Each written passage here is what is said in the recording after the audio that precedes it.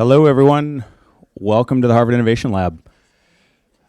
This evening we have Michael Skok back for what I count to be more than 10 times to present his Startup Secret seminars. Thrilled that you guys are all here this evening. Tonight, Michael's going to be talking about turning products into companies. And without any further ado, I want to turn it over to Michael. So thank you all for being here.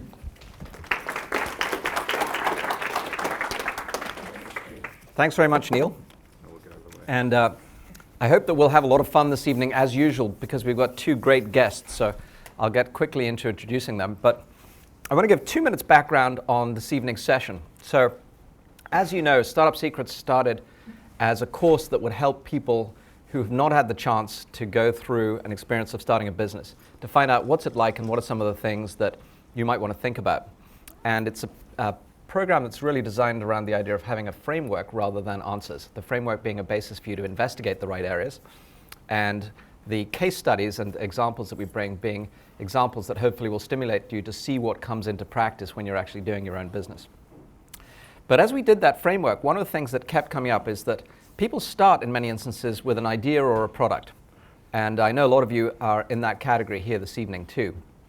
And when you start with a product and you've got an idea about how you might build something, a lot of questions come up that are unique to you as perhaps a developer, or however you think of yourself as a product designer, or perhaps just an entrepreneur who's trying to go after a new marketplace. And so this evening's session specifically came out of all the questions I've been getting, or we've been getting, as a stream of consciousness for people who are trying to take their product and turn it into a company. So with that, let me introduce our two guests. First of all, we're lucky enough to have Greg Finilora. Greg, if you'd like to just stand up and make sure people know, welcome here. Thank you, Greg. So Greg is actually going to give us a story that I feel is very moving, because he's brave enough to share all the challenges he went through of having developed a technology that really struggled to find its market. And because of his learning and experience, he's obviously gained so much, and he hopes to share that with you in a way that you can step through that experience, hopefully, without some of the challenges that he went through over many years. And then we're lucky enough to have a multi-time successful entrepreneur and founder who just recently backed again, John McElhaney. Welcome. So John is most recently CEO of Belmont Systems, but is going to give us the case study on SolidWorks. So what do these two companies have in common? Actually, a lot. As it turns out, both of them are involved in the 3D world. So with that said, let's jump into the mainstream of tonight. So which do you have? Is it a feature, a product, or a company? Now, maybe you don't think of this question, but as a VC, this is exactly how almost every entrepreneur that approaches us quickly gets qualified. And interestingly enough, tonight we're going to think about, is 3D something that's actually a feature, a product, or a company? And we're going to have two examples about it. But what I hope you will get a chance to do is start to ask yourself the question in terms of how you frame your own idea. Is your own idea just a feature, or something you really believe could be a big product, or more importantly, something that you're willing to invest your life in to build a company? So how might you go about doing that? Well, let's start off with a challenge to each of you. There are 5 things I've put up here: messaging, photo sharing, check-in, and directory. I'll give you a clue. Each of these has turned into something. So I just want to start by asking anybody in the audience, is messaging a feature, or is that a product or a company? What does anybody think? Feature. How many? Let's have a show of hands for feature. Okay, lots of features on this. Actually, quite a lot. Lots of people saying features. Okay. How about those who think it's a product? About another, 20% or so, okay? Who thinks it's a company? Very few people. Okay. So we'll see about that one. Okay, just we'll bear in mind what you said. I'm going to ask a question about, let's see, what about check-in? How many of you use some kind of check-in when you go to a location? Is anybody a mayor of something? No. Show of hands for a mayor. Any mayors here? We've got one mayor. Only one mayor? Can't believe it. Come on, this is a social group. All right. Is that a feature, a product, or a company? Feature. A lot of feature. Anybody think it's a company? No, it's a company. Of course. Okay, but does that mean it's a company? Just because it is today, does that mean to say it's going to be a long-lasting company? All right. I've already tipped my hat here. Clearly, everybody's onto the Foursquare one. So messaging, A lot of you said that you thought that was a feature, about a third of you. But messaging is all that Twitter does, basically. They took SMS and moved it online, and guess what? There's quite a lot of people who use that. So maybe we now have a different view of that. It's certainly a product, and I would argue that some people think it's going to be a very big company. We don't know yet, of course, and we could say that.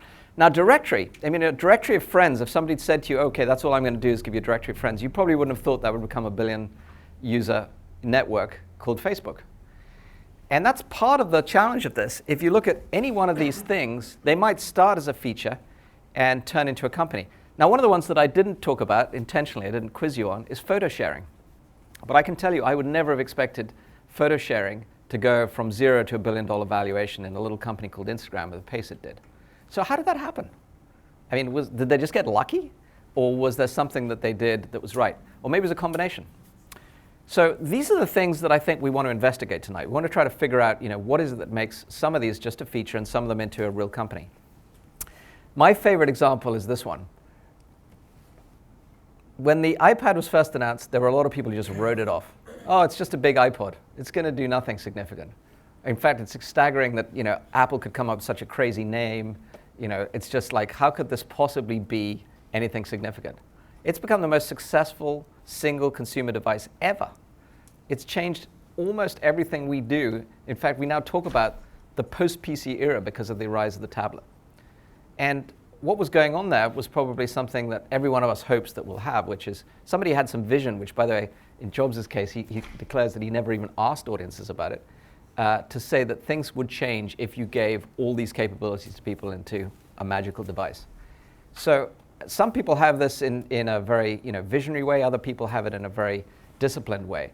The point is there are probably all sorts of different ways and no one answer that you could turn up a feature into a product into a company.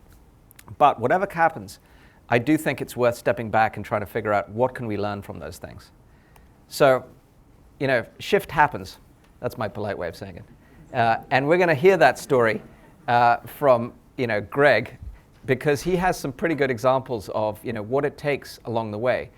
And what I really want to point out here is that you might have a great idea as you start the initial process of building your product or company, but things change dramatically, markets in particular, and the pace at which they change sometimes is phenomenal. For example, the mobile world is probably the fastest changing market segment I've ever seen, just by virtue of the adoption curve that it's on.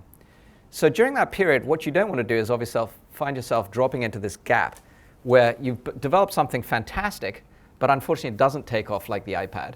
And you're finding yourself now, with a lot of investment behind you, maybe your life, worse still, your life savings, and you just don't have the either momentum or the chutzpah to get across that gap. And I will tell you, that's probably at least 2/3 of the companies we see in the venture world. They just never get across there.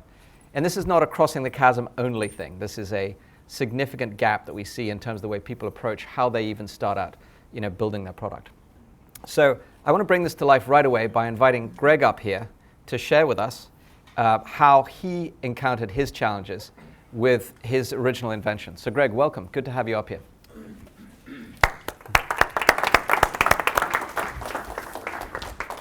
Hello.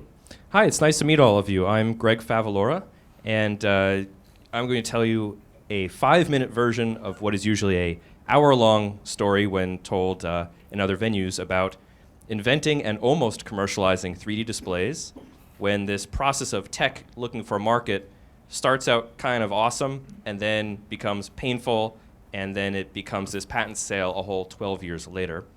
And by way of introduction, this was a previous chapter of my life that ended about 3 years ago. My day job is helping to run a product engineering consultancy up the road in Arlington that does lens design, everything from the Xbox Kinect to toys. So this was our product. The company, Actuality Systems, which was based in a number of places. It started in my apartment in Central Square, then moved to Reading, then moved to Burlington, then moved to Bedford before we collapsed.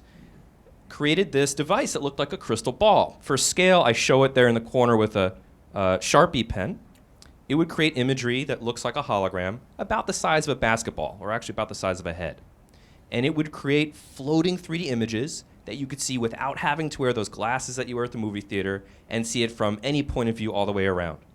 For example, here's a picture of a cancer patient who's doing very poorly. He has a brain tumor and is laying down looking up at the ceiling. After 8 years in existence, we thought was the best use of this technology was planning cancer treatment methods using external beam radiation oncology. So it's a complex product, and I won't really go into it in much depth, except to say it worked by shining thousands of patterns of light onto a rotating screen really quickly, 10,000 times a second. And that took quite a few technical miracles to work out. So this is sort of the one slide of my little lesson to you tonight. The overarching lesson is that even if you have an awesome product, you really do need to deeply understand at least one market where warm-blooded, actual human customers will write you actual checks that you can cash in a bank. And you need enough money, more than you think you need, especially if you're working on hardware, to make the thing so that it really works well. It always takes more than you thought. Okay, so this is a painful tale. So at first, we figured that if we built this hologram, and mind you, this is something I was obsessed with since I was an 8th grader entering this kind of stuff into science fair contests. We thought if we built this amazing thing, people would buy it. So we had some guesses about who would use it. I mean, we're not completely idiotic. We thought at first it would be extremely useful in mechanical CAD, which is the relationship to the other speaker tonight. We thought that customers could save tons of money if you could do virtual prototypes out of light instead of wasting money on interim prototypes or rapid prototypes, or what was then the first 3D printing bubble back in the late 90s. Anyway, we focused on this epic task of building this device. It turned out with insufficient funds. So in phase 1, in 1997, when all these .coms were getting money like barbecue sauce portals and like weird chocolate bar things were raising tens of millions of bucks, it took me 2.5 years to raise a measly $1.5 million from angel investors. And it was so hard. Me and my friends working in a basement, like I said, in Central Square, it got to the point where I talked to, I think, 40 different venture capital firms, a ton of different angels. I just needed $1.5 million. I finally got one guy to say, yeah, I'll give you $100K, but you have to raise another $300K before I'll write that check. So at least he was the first guy in, or first gal in, so to speak, and then I can do my first close.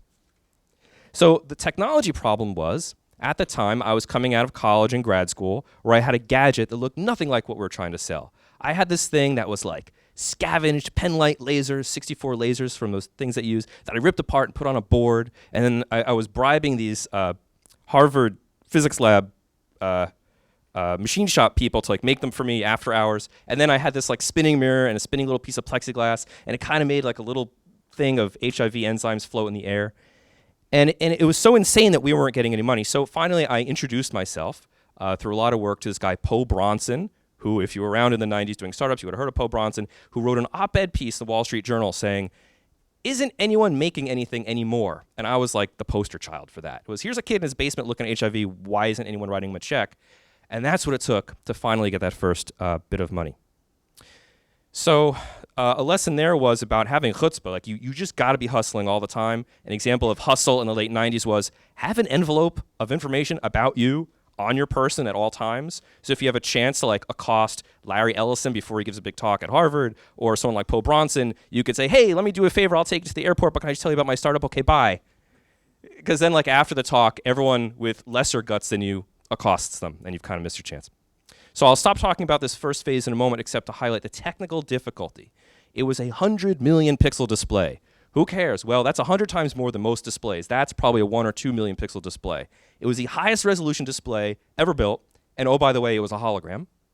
And to make it work, you basically needed like dilithium crystals. You needed this thing called DLP, which is a little semiconductor chip that only TI made, and TI is the biggest pain in the butt company to work with that you'll ever find. And we had to beg them for years to give us this chip. And oh, by the way, there's no data sheet, so we had to reverse engineer how to talk to this thing. So that sucked. And we're only 6 people. But I got my $1.5 million, and we got an office, and hooray. So in phase 2, this is what my board lovingly called the many-year fishing expedition looking for a market. So we had raised maybe another $8 or $9 million or so in a series of rounds. They brought in a mature, grown-up to run the company who came out of Silicon Valley, places like McAfee and Netscape. And he looked at this really kind of weird prototype that we had that sort of barely worked, and he took on the task of, let's sell this thing. Let's see if people will write checks for this gizmo. And they did. We had a lot of research labs who wanted it, a lot of grad students who thought it'd be cool to do three-dimensional graphics on it. So this kind of brings us to the second or third or whatever lesson, which is listen really carefully tonight when he teaches you about what a whole product is and what the distinction is between a little component, like a spark plug, and a solution or a big thing like a car. For example, in our case, we had a display that would connect to a computer either from gigabit Ethernet or this thing called SCSI, that probably only half of us here remember what that is, and an API. So an API is a way to talk to this device, but that assumed that the customer was really smart about computer graphics programming, meaning like only a handful of people in America. So I had just enough money to place this one bet, which was, okay, not only does my software team need to completely reinvent how rendering algorithms work and how to draw a display device in cylindrical coordinate space, which no one had ever done before, let's use our last remaining pennies to build what's called an OpenGL API. That way, if they have a well-behaved graphics application like SolidWorks or a thing that shows pharmaceutical designers some molecules on the screen, they plug in our software, plug in a display, and boom, whatever they were doing continues to work while a hologram of all this stuff floats in the air. And that got us a lot of the way there. But it was also this beginning of a long, painful story for us. So the very condensed version of what happened was we did what our mentor said and what any smart person would do, which is to figure out a market, go to a whiteboard. On the horizontal axis, write the names of market segments, things like mechanical CAD, pharmaceutical design, luggage scanning. Remember, this is like just post-2001. Military visualization. Porn was really never on the list, and that was kind of weird anyway. Video games, oil and gas, and a couple other things like that. Then, on the y-axis, you write the 10 biggest accounts you could think of, or the accounts that you could sort of reasonably hope to get into, and you talk only to those accounts. You work your tail off trying to get into those places. You might have to write letters. You might have to sit on their doorstep. You might have to fax them, if you know what faxing is, or send these little brief emails. And we could talk later about what a good email looks like, and that's some supplementary material available to you guys after this class. In none of those cases, here's a seduction that'll trip most of you up. In all of those cases, they said, this is the best thing ever. Your parents must be so proud of you. I want 10 of these. And you say, great, write me a check. It's $100K. And they go, oh, I don't have $100,000. Can you show me a paper explaining why it's worth $500,000 so that my check will kind of earn me $400K in profits? And I'll say, no, I'm really sorry. And so you go on to the next market. So the lesson there is, if you're going to go waste a whole ton of money on engineering, make sure you don't just know the names of markets or the workflow of those market segments. Understand who'd be writing you a check, why they would make money from writing you a check, and so on and so forth. Really map the living heck out of this flow of money. And as an engineer, I have this sort of then when I was younger and naive, anti-salesperson, anti-marketing bias. I thought if you're not using diodes or writing code, you're just wasting my time, go away. And that a good salesperson was just usually a guy, who had a hairy chest and this big necklace and stuff. Oh, I was so wrong. When I started doing marketing and sales, I realized this is really hard stuff. So it would have been much wiser if I and if you had budgeted some money for a really good marketing person. And by marketing person, I don't mean at first writing ad copy, even though that's valuable. I mean someone who does product marketing, someone who could really deeply understand a customer and really define the market that customer would buy into, and then do the all-important, almost as important as a CEO job, of betting the entire company to write something called a marketing requirements document that defines what on earth the engineers in their crazy cubicles have to make. So several lessons in one there.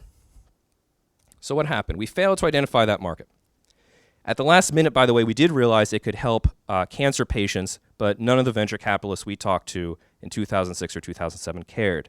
Some of them understood medical devices. Some of them kind of sort of understood displays, but no one understood both. And I'm sure we had a lot of missing pieces that they wouldn't tell us about, but that's another topic called, if they don't hand you a term sheet, they're saying no, but they never say no.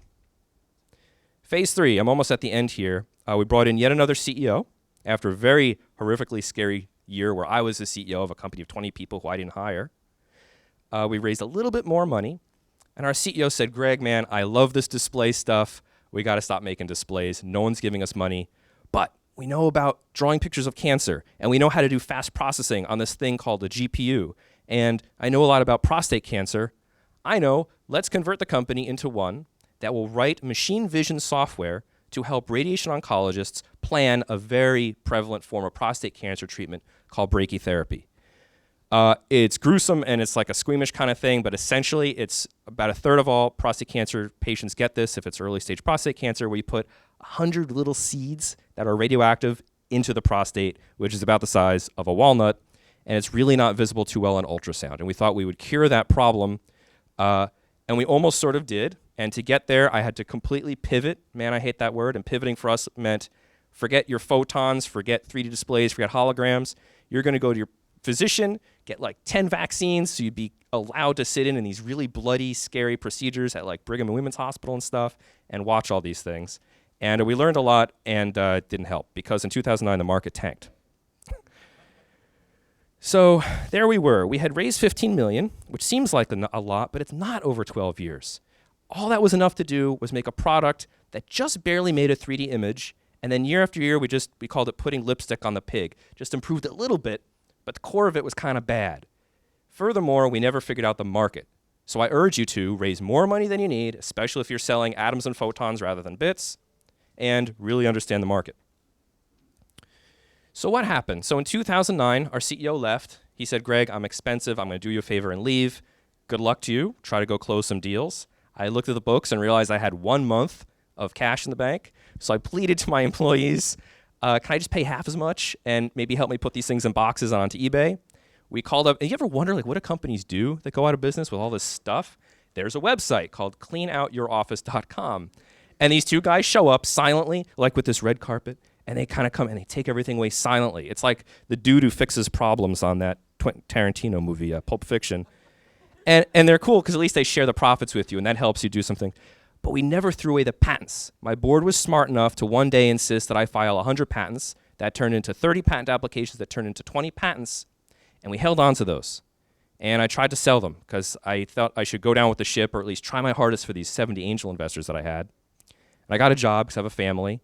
We tried for 1.5 years to sell these patents, and everyone said no, except for one publicly traded company, and that was awesome. And we worked for months. My wife and I knew all our financial problems would disappear if we could just sell these patents. And then the week before signing, what happens? The president's gone from that company. So I'm like, oh my God. And I became like depressed. This stuff happens and no one wants to talk about it. You get depressed because you think everything's solved and then like the trap door is pulled under you. But our patent broker, and I could teach you about patent sales later if any of you care about that stuff, said, Greg, yours is not going to be the first patent portfolio I don't sell. We're going to keep doing this. So he kept at it for another 6 months. Finally, we got an offer from a company and when a deal is going to happen, it happens. Like there's no hemming and hawing, the paperwork gets done and it's done. So just a couple weeks later, this thing was sold. So I had a small exit from it. My CEO had a small exit and we wrote little tiny checks, a couple dollars or a couple tens of thousands of dollars to people who had given us millions, but it was non-zero. And that gave me some sort of refreshing pause there. Anyway, if what I have said in the previous X minutes resonated with any of you, Michael is making available to you all the full 60-slide epic of this with a lot of tips on things like how to close a sale or what books to read to write your own patents and things like that, and that'll be on your website. Thank you. I don't know about you, but the most important thing that I heard at the beginning was this one word. There were a lot of this going on in the audience. Just wow. Is that what you do? You create a 3D display? That's just incredible. And so that was my first reaction when I was listening. I was at an MIT class where Greg was presenting. I was like, good God, that's an incredible invention. And if you think about that invention, there just must be many, many applications for it. Yet 12 years later, as Greg has just taken us through, there are a lot of challenges to turning what was a breakthrough technology into a business. And so tonight, the goal I'm going to try to bring to light is how might we have helped Greg if we'd had him in this class 15 years ago And that's what this is all about. This is like, how could we think about things before we trip into all the challenges? So Greg, thank you for teeing that up so beautifully. That was an awesome job. So here is the product company gap.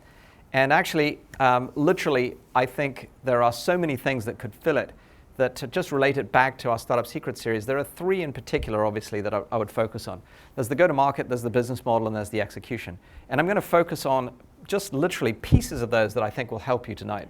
And I'm going to do so by bringing John up here later on to talk about the SolidWorks story. This is SolidWorks' product that John and his team built, and that is the company that they built that ultimately became part of Dassault Systems, and you can go past that building anytime you want by the Waltham Reservoir there. So this stuff on the other extreme can work.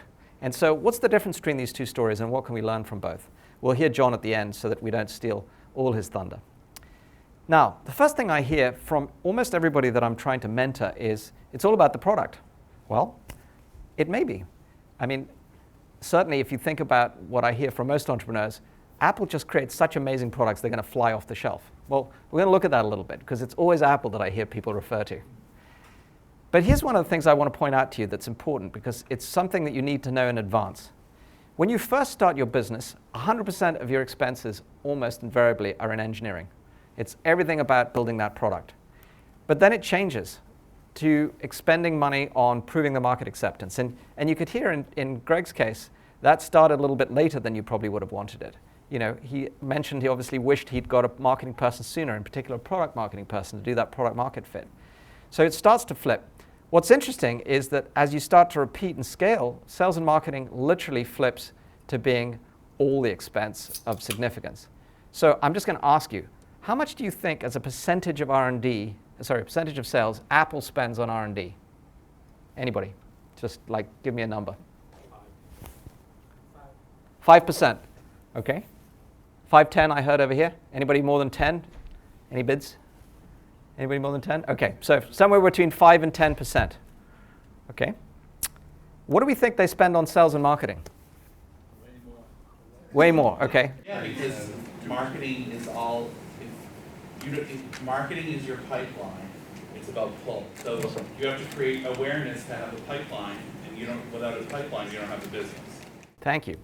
Could you come join me for the second half? Kind of useful. I think we're going to have a good spokesperson here. That was great. Absolutely right.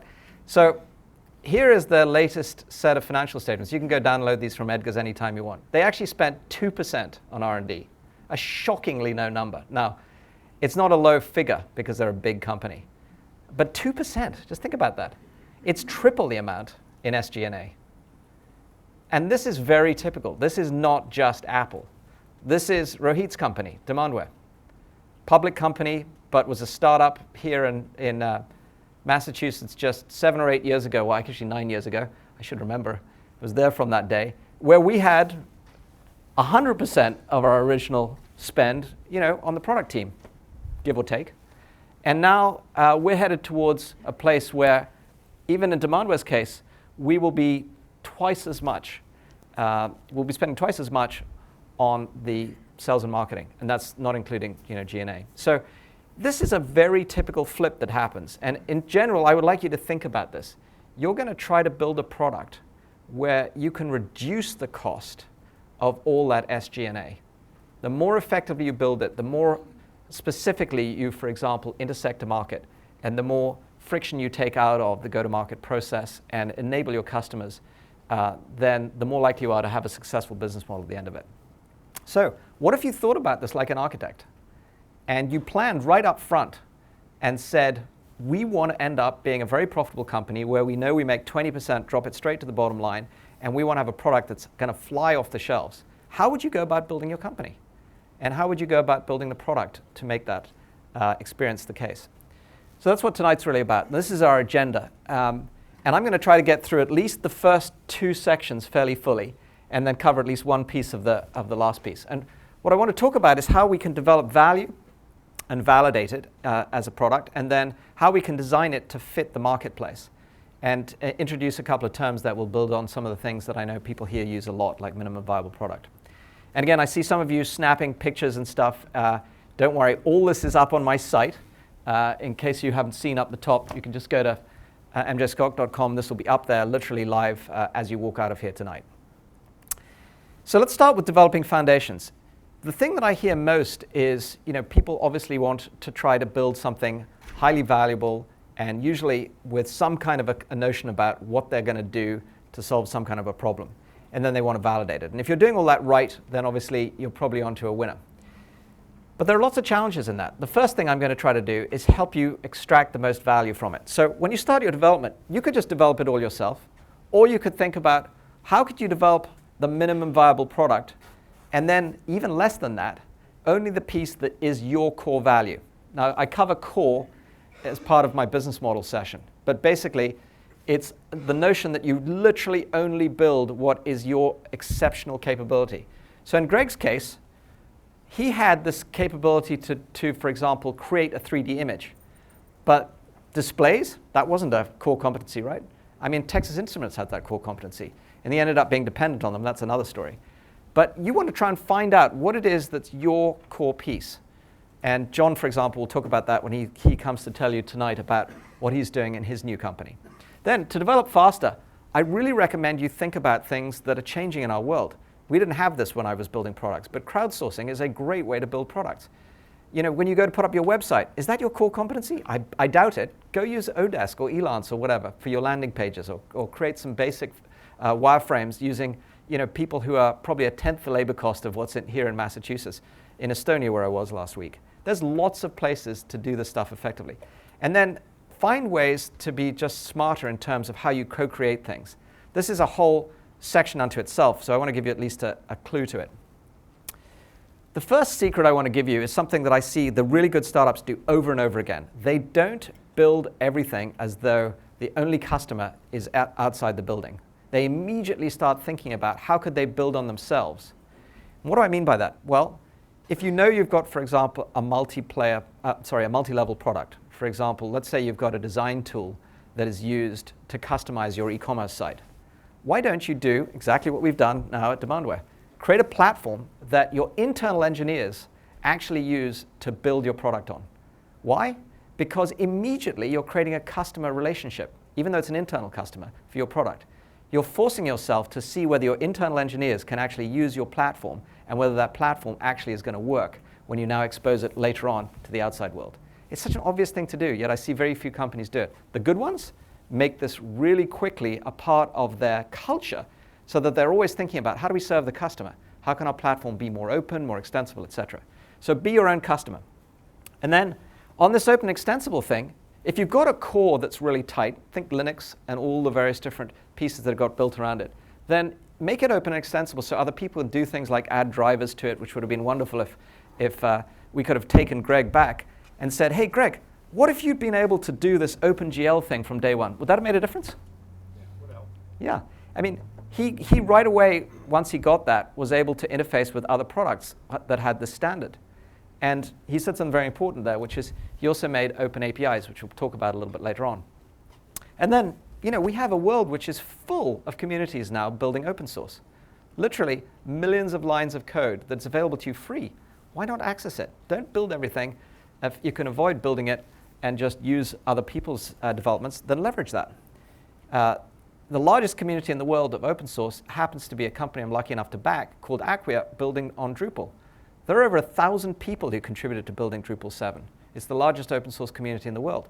And there is no way that Drupal would be as successful as it is if it wasn't open source, because nobody could possibly develop all the features and functionality that's required to move at the pace of the web, to do everything from integrate with Facebook at one extreme to PayPal at the other extreme, and in between with CRM systems. So this is something that's very fundamental. So before you jump into building your product, think about how could you build it effectively and very efficiently with all those kinds of ideas. Smarter, faster, better, cheaper, effectively. Then the next thing is value. I would say this is the challenge that I'd want you to think about, maybe even step one, in fact.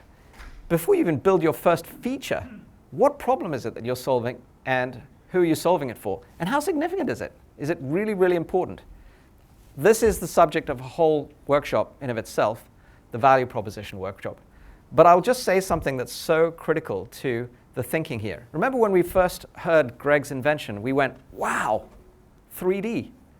That's huge. I mean, that must be enormous. We all inherently think, things must be 3D because we live in a 3D world. But 12 years later, you are still seeking the market, right? I want to ask you a challenging question because I know, is Gordon here from MIT? Gordon, did you join us? Yeah, he is, great. Gordon is not to pull you up out of the blue. Gordon is somebody who's looking at developing a 3D product, and I know you're advising him. Do we know what market there is for 3D yet? Seriously, I mean, it's a big challenge. Yeah, go ahead. So, yeah, sometimes people ask me, well, if I had the money to do it right or the cheapo technology to do it again, what market would we look at? As far as I know, the only successful auto-stereoscopic display market are these handheld gaming devices, the Nintendo 3DS, and maybe viewfinders for 3D cameras. But I still think that given a cheap enough core technology, all of the markets that we were looking at become open again because the barrier to sale is much lower, and they might buy it for a novelty, or maybe I'll get lucky and have a return on investment. So I think that's, sorry, question. But I just want to add one point before you ask that question.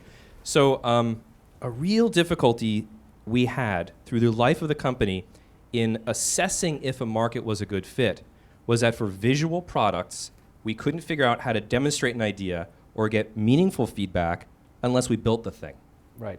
I couldn't figure out how to send a smart marketing person in to ask questions because invariably everyone would imagine liking a hologram, but it wasn't until they saw it that their answers became meaningful. Yeah, yeah. So the paper prototype didn't work in your case. Right.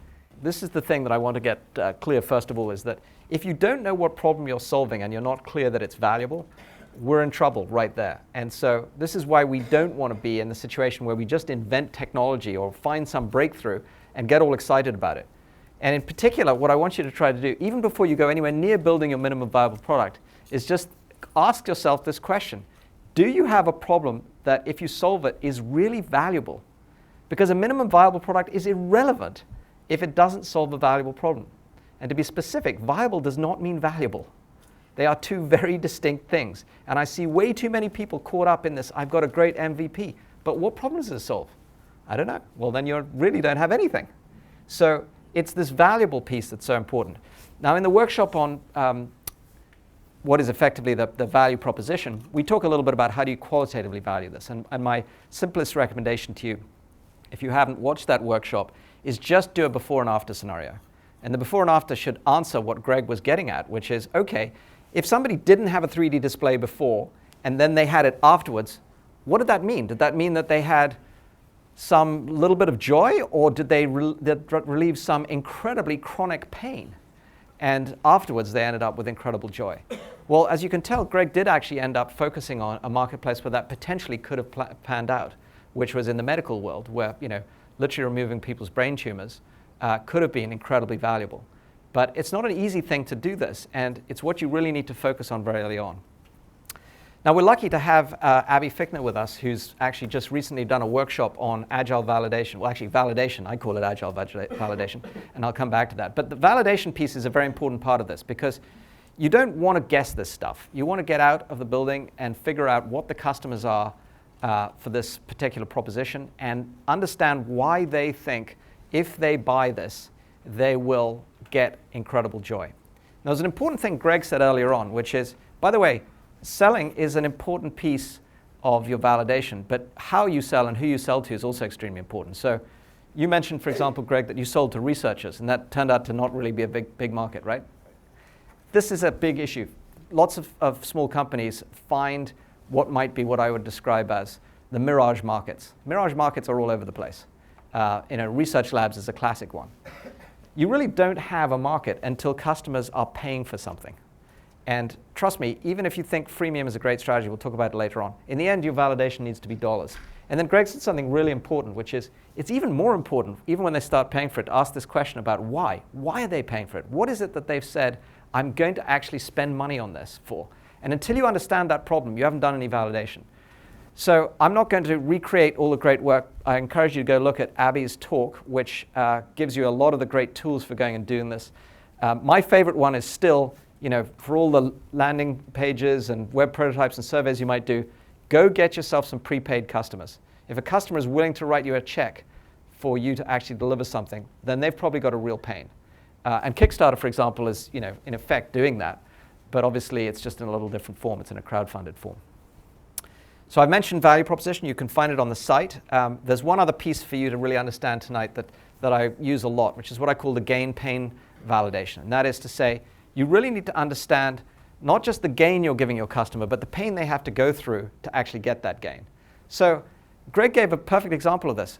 If, as he came up and answered that question, if 3D displays were, $100 and they were incredibly easy to plug in to everything we did every day, then I'm sure we'd all use them. In effect, the gaming market has, in fact, done that. They've found a way to make it easy enough for people to get on their Nintendo or whatever it is, a 3D display that actually gives some value, whether it's just fun or entertainment, and at a lower cost enough price. And so that's the pain piece. If Greg could have reduced, I see him nodding, all the pain of producing that display down to $100, I mean, you probably would have opened up a whole bunch of markets. And I bet there will be some 3D markets that will open up. This would have been the Greg Center, and maybe it will be in the future. So that's what we want the rest of you to figure out, is how do you become part of the Greg Center? So the next thing I hear is people have what I would describe as multifaceted value props. And what are multifaceted value props? Well, here's an example. One of the companies that came in to pitch us this week, actually they're already an investment of ours, is selling security solutions, password solutions. And on the one hand, they sell these to e-commerce sites like Demandware and to banks that need secure login. On the other hand, those people aren't really the customer. The real customer is the consumer who logs into those sites, to either buy goods or to do transactions. So they've got a very challenging problem. They've got to get both the consumers excited about their solution, and yet they've got to have the merchants enabled or the banks enabled to actually make that solution really work. That's a multifaceted value proposition. That's tough. What if you could just pick a problem and say, look, if I solve this problem for you, produce, for example, a product that makes it possible for you to check interference on any engineering part you ever do in 3D, and by the way, as simply as you ever drew in 2D, would that be valuable? I guess so, is the answer that John's going to share with you later. And you've got one customer, the engineer or the designer or whoever it is, and you've got one value prop. And I really encourage you, because I hear this so often, to not get caught in this. If you've got multiple audiences, pick one and find one starting value proposition for you. Okay, again, just to reduce that whole value prop section to this next piece, there are a lot of things we talk about. For those of you who've been in the session, finding discontinuous, defensible, disruptive innovation, for example, and then finding markets where it's unworkable, unavoidable, and it's urgent. But there's also one piece that I want to bring out, which is, where is it underserved? Where is the marketplace not being well served for the problem that you might develop? And then this leads to what we're going to talk about now. How do you target that and segment it? So Greg already brought this up, and most people talk in terms of product market fit. What I'm hoping to do in the next 5 or 10 minutes is to show you that product market fit is not a simple thing. It's actually very important to double click on it and figure out actually go-to-market fit. So in Greg's case, I think he talked about this whole idea of coming up with market segments. And how many years were you into your business when you realized that this was important? Well, we weren't all dumb, but Yeah. So we listed them on day one, Yeah. but we didn't understand the true complexity of a lot of them until year 3 or 4. Yeah. For example, the word medical imaging is actually diagnostic, interventional, and then 10 subspecialties under that. Exactly. It's segments within segments within segments. And this is the thing I'm going to encourage you to do. When you look at product market fit, don't think about your market as medical. Think about it as medical imaging and then go down into the next segment until you can really figure out what is the basis on which to target your product. So when you talk about minimal viable product, yeah, you might shrink your product down to a small piece, but it's still, unless you've figured out which segment to go after, a large area for that product to cover. And so it's all about trying to find this fit. So it's actually hard to put this up in pure simple graphics. So I'm going to actually use the whiteboard to do this with you, and then we'll use my slide afterwards. So actually, let me steal one of these ones here so we can keep Greg's stuff up. So the idea that I want you to think about is as follows. If you could find a bullseye to initially target, and the bullseye was incredibly well defined, was very tightly defined, and your product perfectly mapped it, then you would have a product market fit.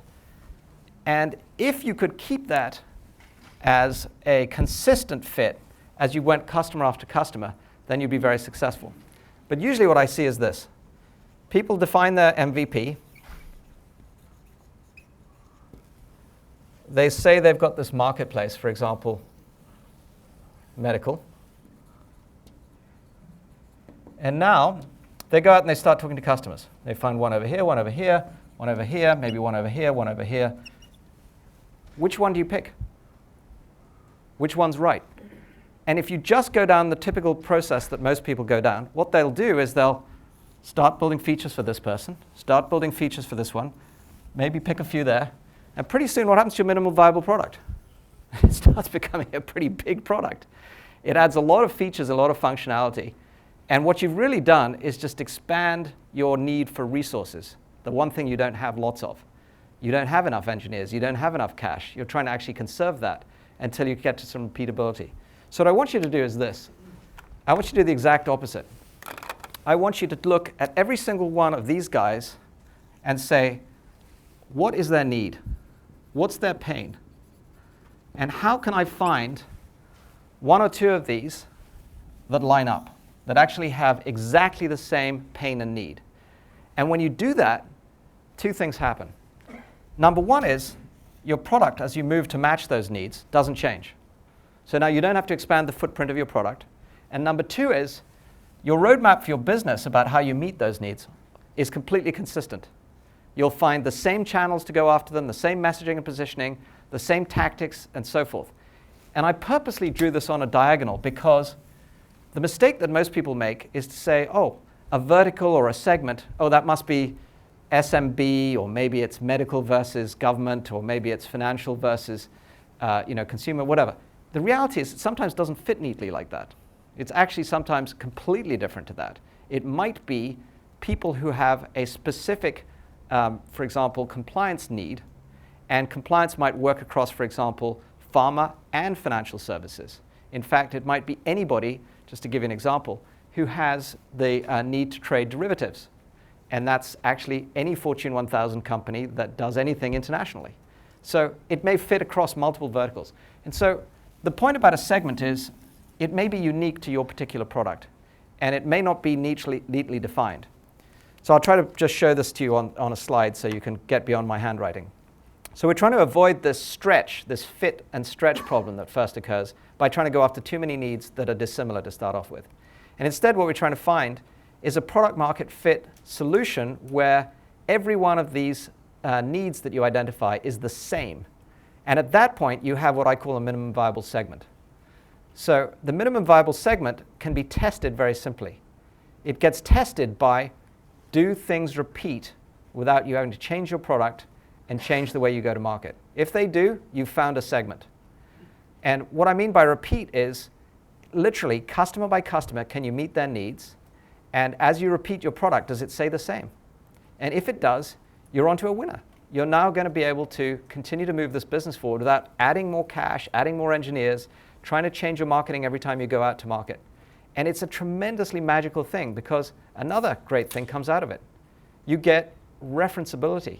You start to dominate this segment where now with 1, 2, or 3 customers who all have the same needs, who can talk to each other and say, yeah, I'm getting the same benefit as you, you start to become known as the leader in this segment. And because it's not big, hopefully you've been nice and defined about it, you can dominate it really early on and quickly define yourself as being the market leader for 3D CAD/CAM in whatever it might be, engineering and so forth. And that's what we want to get you to. We want to get you to a place where early on as a startup, you're starting to have traction. So I'm getting lots of hands up, so let me pause here. Go ahead. So I want to know, how do you find these pain points, and how do you get these prospective customers to talk about their pain?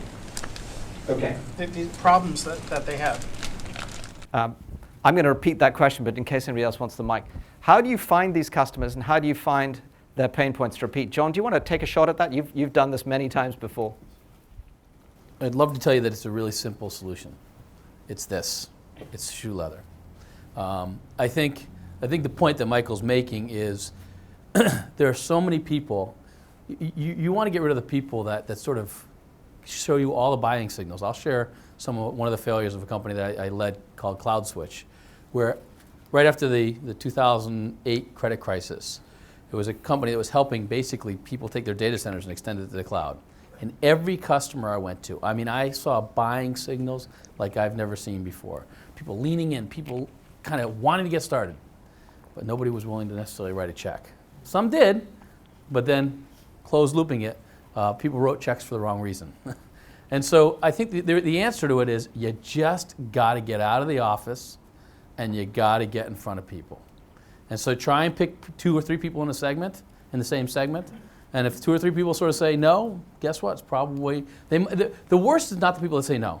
The worst is the people that say yes. And then so you got to grade it yourself to sort of say, are they saying yes to be polite, or yes, they're interested? Are they giving you the Japanese yes? Like, yes, I heard you, but not yes, that I want to move forward. So that's what you got to look for. And I think the danger is when it's biased. And what I mean by that is, if it's only you going to that customer, or a couple of customers, that's dangerous. If you have a partner or somebody else you can have to help you kind of balance your view, I think that's also very powerful and beneficial. But it's shoe leather. You just got to get in front of a lot of people and categorize it. Same segment, different customers, different vertical segment, whatever. So I really think, by the way, there's no possible way that I could have said that better.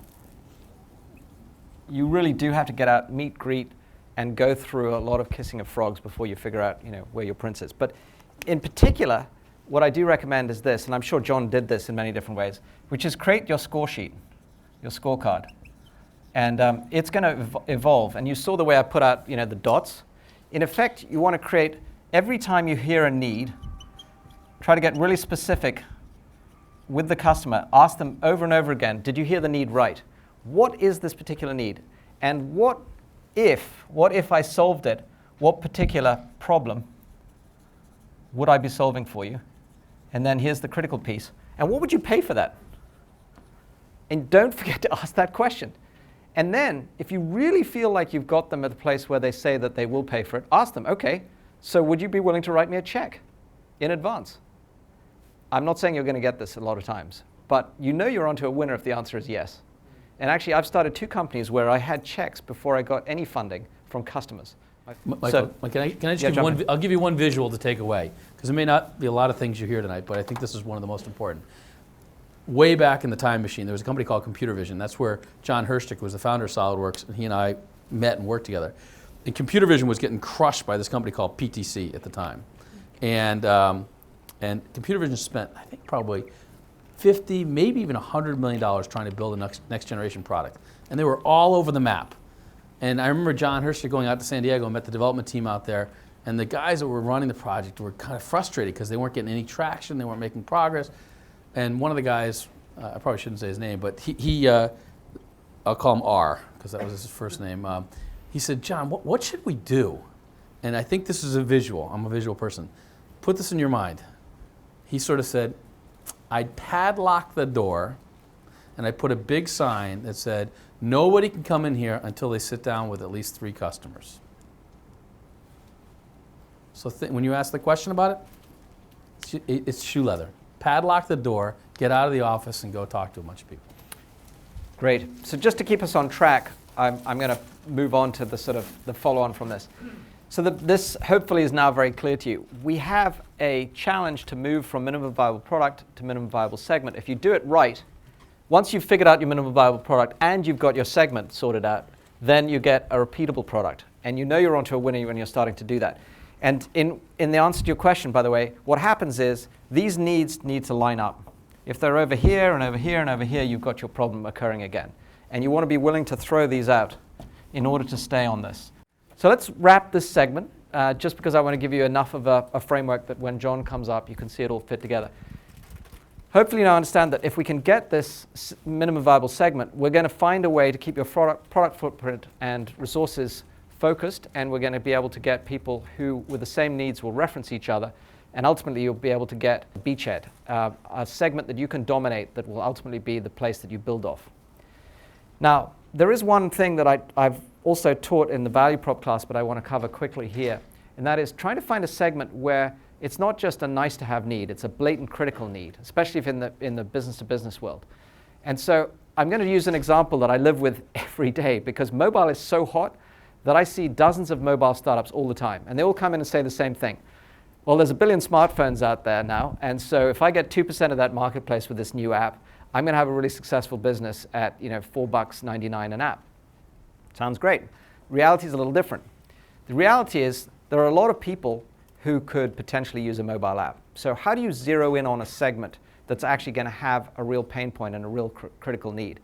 And this is really just designed to give you an example of it. What if you said, instead of anybody with a mobile phone, you said, well, mobile professionals? Well, that's at least perhaps now getting into the business world as opposed to just consumer, but there's a lot of mobile professionals. What if you then said field workers, and those are as opposed to desk workers?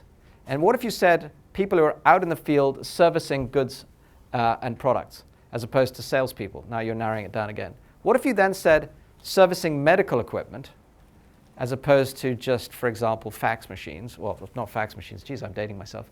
For example, postal machines. The classic office equipment. And instead of businesses, you said within hospitals. And then you said, let's go one step further, that those machines were being used for critical care. So now we've got all the way down to a place where instead of, for example, doing something that is not mission critical, if these machines are not serviced, somebody dies. Okay, now I think we've got to a critical need. People care about that. So we've actually just taken a path that has got nothing to do with the particular size of the business or particular feature function. What we've done is we've figured out where there is a pain point where you need a mobile professional who can go out in the field and service medical equipment in hospitals for critical care, where if it isn't done, people die. That's what I want you to do when you come and talk to me about building your business. Figure out where is there a blatant critical need that will have such an impact that you just can't live without it. And that's what this segmentation exercise should really be about, is figuring out how to both get those repeatable requirements, but also in an area where people really care about it. Now you've answered that value question that I was talking about as well, which is to say, if you solve this problem, is it valuable? So it's not just a viable product, it's a valuable product. Make sense? See a lot of people nodding. So putting all that together, this is no longer just product market fit, it's about go-to-market fit. It's about narrowing your target, segmenting it, and it's vital, as I mentioned right up front, for everything being consistent for messaging and positioning, all the way through to how you deliver your product. And those of you who've seen my classes before will know that I'm never going to give up on this subject. The number one thing I wish startups did more of is focus. And as narrow as possibly to start off with. What people always come into my office and do, I've actually rubbed the diagram out, but is they come in and they say, well, we've got this big market opportunity.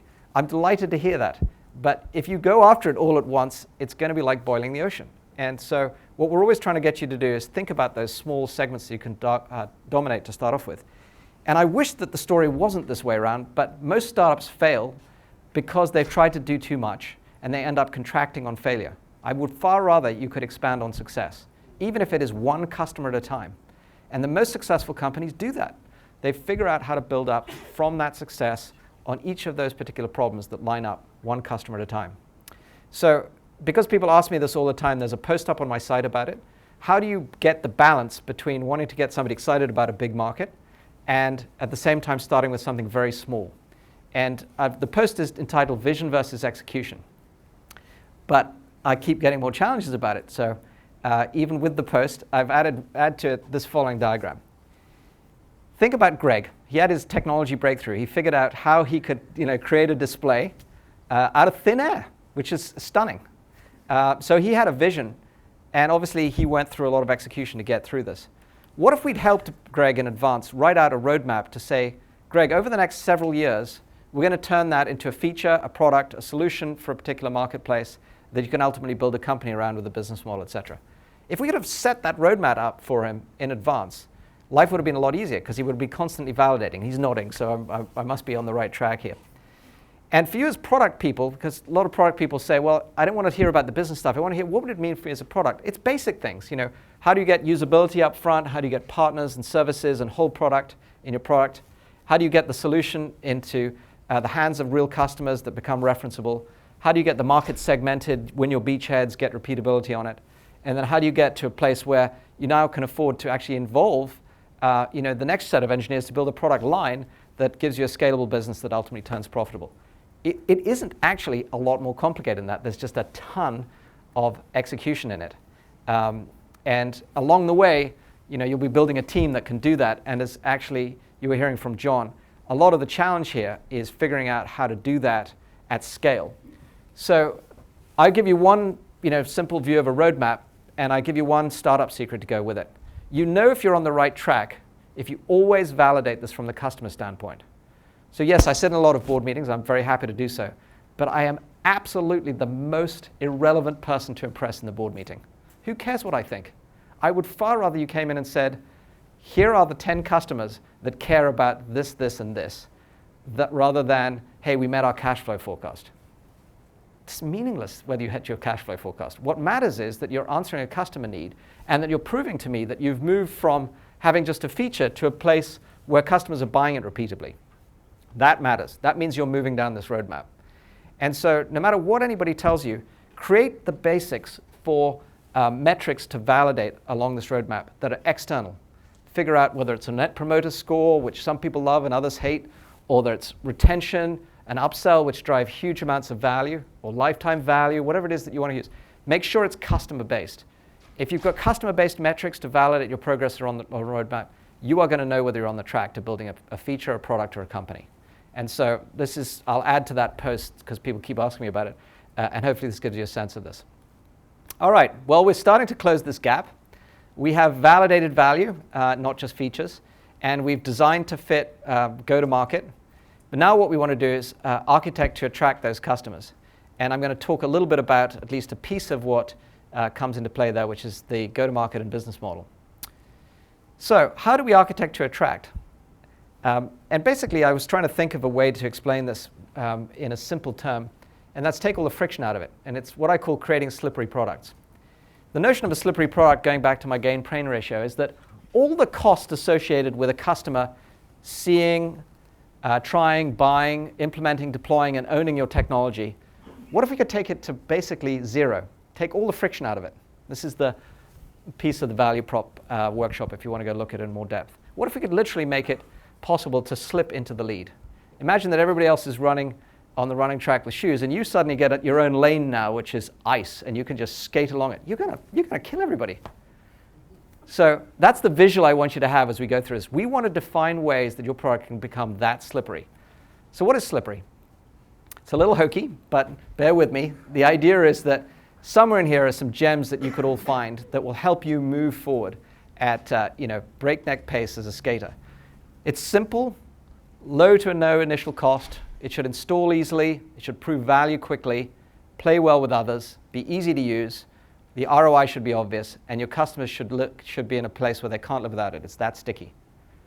I will guarantee you that if you figure out how to do all these things, your product will sell a lot more cost effectively, and that whole equation I started with up front will be a much more profitable one for you. So let's jump through these. Simple. Simple should be simple, right? Why is it that, you've all heard these quotes? If I'd had more time, I'd have written a shorter letter. I could go on and on. There's many of them. I even had a hard time thinking, how should I get simple across? So I went back to first principles. Okay, well, it's the opposite of complex. And simple, if it's an advantage, means that complex is a disadvantage. Okay, so how could we actually express that as an equation? And I came up with an equation, which I won't bore you with how I got to it. It's really simple. And that is that your advantage is your innovation times the simplicity. And I'll trust that each of one of you is smarter than me to figure out how this might be disproved. But I also really believe this. I've tested it over the years, and what I see is this. Any innovation, if it's simple enough, has the potential to be adopted. The more complex it is, the more likely it is to run into all the issues that you were hearing Greg talk about. How would you get it to integrate with something? How would you get it to work with existing solutions? Or how would you even realize its potential? And so you can find this on the website, don't worry. But I will tell you, if you think through the simplicity of your product as the basis on which people can actually understand it and work with it, you will find that it will give them advantage. And my favorite example of this, when I first gave this talk, actually a long time ago, to give you a sense of how long I've been working with this thesis, was when Microsoft came out with their entertainment center. Their remote was actually more complex than the one that's up here. I couldn't find the most recent image of it. But they had dozens and dozens of buttons. And then Apple came along, and they had 3 buttons. And guess what? That did everything that did. And which one was more successful? That doesn't exist anymore. This one isn't yet, by the way, a product in mainstream for Apple, but they've sold millions of units of it. And actually, people use this for controlling their PCs, et cetera. And there are examples that people are finding very popular today. So how many of you remember knowledge management? I'm really dating myself now. It was a huge category. Good, there are a few other people here who do. Knowledge management was supposed to be a multi-billion-dollar market. For some people it was. There were companies like Lotus Notes that got going and built on it. It's nowhere today because it was horribly complex for people to put knowledge management in place. Along comes Evernote. Evernote is built as note-taking. It's incredibly simple. It's probably the best knowledge management tool I've ever used. Why? Because I can just access everything about it. I can capture notes, take pictures, even take recordings, share it with anybody anywhere in the world, even if they don't use Evernote, on the web. Now, of course, some of that infrastructure wasn't there for when knowledge management was created. But, it's obvious. If you try to go in and pitch this to somebody, that is a lot of work. That's what knowledge management used to look like when we were pitching it. And yeah, I used to have to sell this stuff in one of my companies. Wouldn't you rather just take out a tablet and capture it that simply? So this is why simple is so important. And I've already mentioned to you one of the key things that I recommend you do, which is really give up everything other than the core capability that you have of value as the starting point for your product. Try to reduce it to the absolute essence of what it is that you do uniquely well for somebody. And then everything else, either figure out how to leave it out of the box, or more importantly, figure out how to work with others to partner with them. And I think that is the essence of why so many products are successful or unsuccessful. Okay, so that's the simple piece. The next piece of slippery, L, low to no initial cost. This is a favorite for consumer apps. People are always trying to find frictionless ways to get trial. I'm a big believer if you can take the cost out of customer acquisition, that's great. And certainly it can be very successful if it helps you identify customers or have them identify themselves because there's no barrier to them trying something. That's a wonderful piece of it. There's a wonderful article, for those of you who haven't read it, I've put the link up here. It was written a number of years ago by the editor at Wired about freakonomics and how free is actually the new black in those days, that people would say is going to help you, get your product to market. But I will be clear, it's not the be-all and end-all. There are some real failings to it. So free fall actually is what happens to startups that just never figure out how to get beyond this. They realize that they can get lots of customers, but guess what? People are paying are valuing it as to what they're paying for it, which is nothing. If it costs you nothing and there's no barrier to it, and you heard Greg give an example of this as well, then they're probably not valuing it. And the perceived value is often zero too. If you're giving something away, people don't value it as a premium product, obviously. And ultimately, you do have to upsell these people to have a business, unless you're a not-for-profit. So what's a good example that I think has done that very well? I could have used lots here. I picked LinkedIn because a lot of people, I think, were really skeptical about LinkedIn. LinkedIn did this very well. Initially, it was absolutely free, and for a whole range of people, it still is today. I don't pay for LinkedIn, yet I get value out of it. And what they did was to give people a way to network and connect with each other that gave value, but they monetized from people who would actually use that network, headhunters, recruiters, and so forth. So for you and I, we're getting value by the connections, but for people who are actually in the recruitment business in the HR world, it's actually a network that they can tap into that they can charge for. And so what you really want to do is figure out early in your value proposition where it is that you're going to monetize. And initially, if you're going to go the free route, give value to people so that they will engage with it, because there's got to be a virtuous circle for people to actually engage. And then if you're really smart, figure out how to do it with some kind of virality built in. Virality is usually something that causes people to immediately take an action when they see the value of your product so specifically that they want to share it very quickly. And the quicker they share it, the more viral your product is. So this, what I call value, virtuous circle, viral network is what you want to build if you're in the consumer world. And try to do that in a way that gives you a basis to later monetize it, but be aware that if you don't monetize it in some way, free doesn't mean anything except you're not delivering value.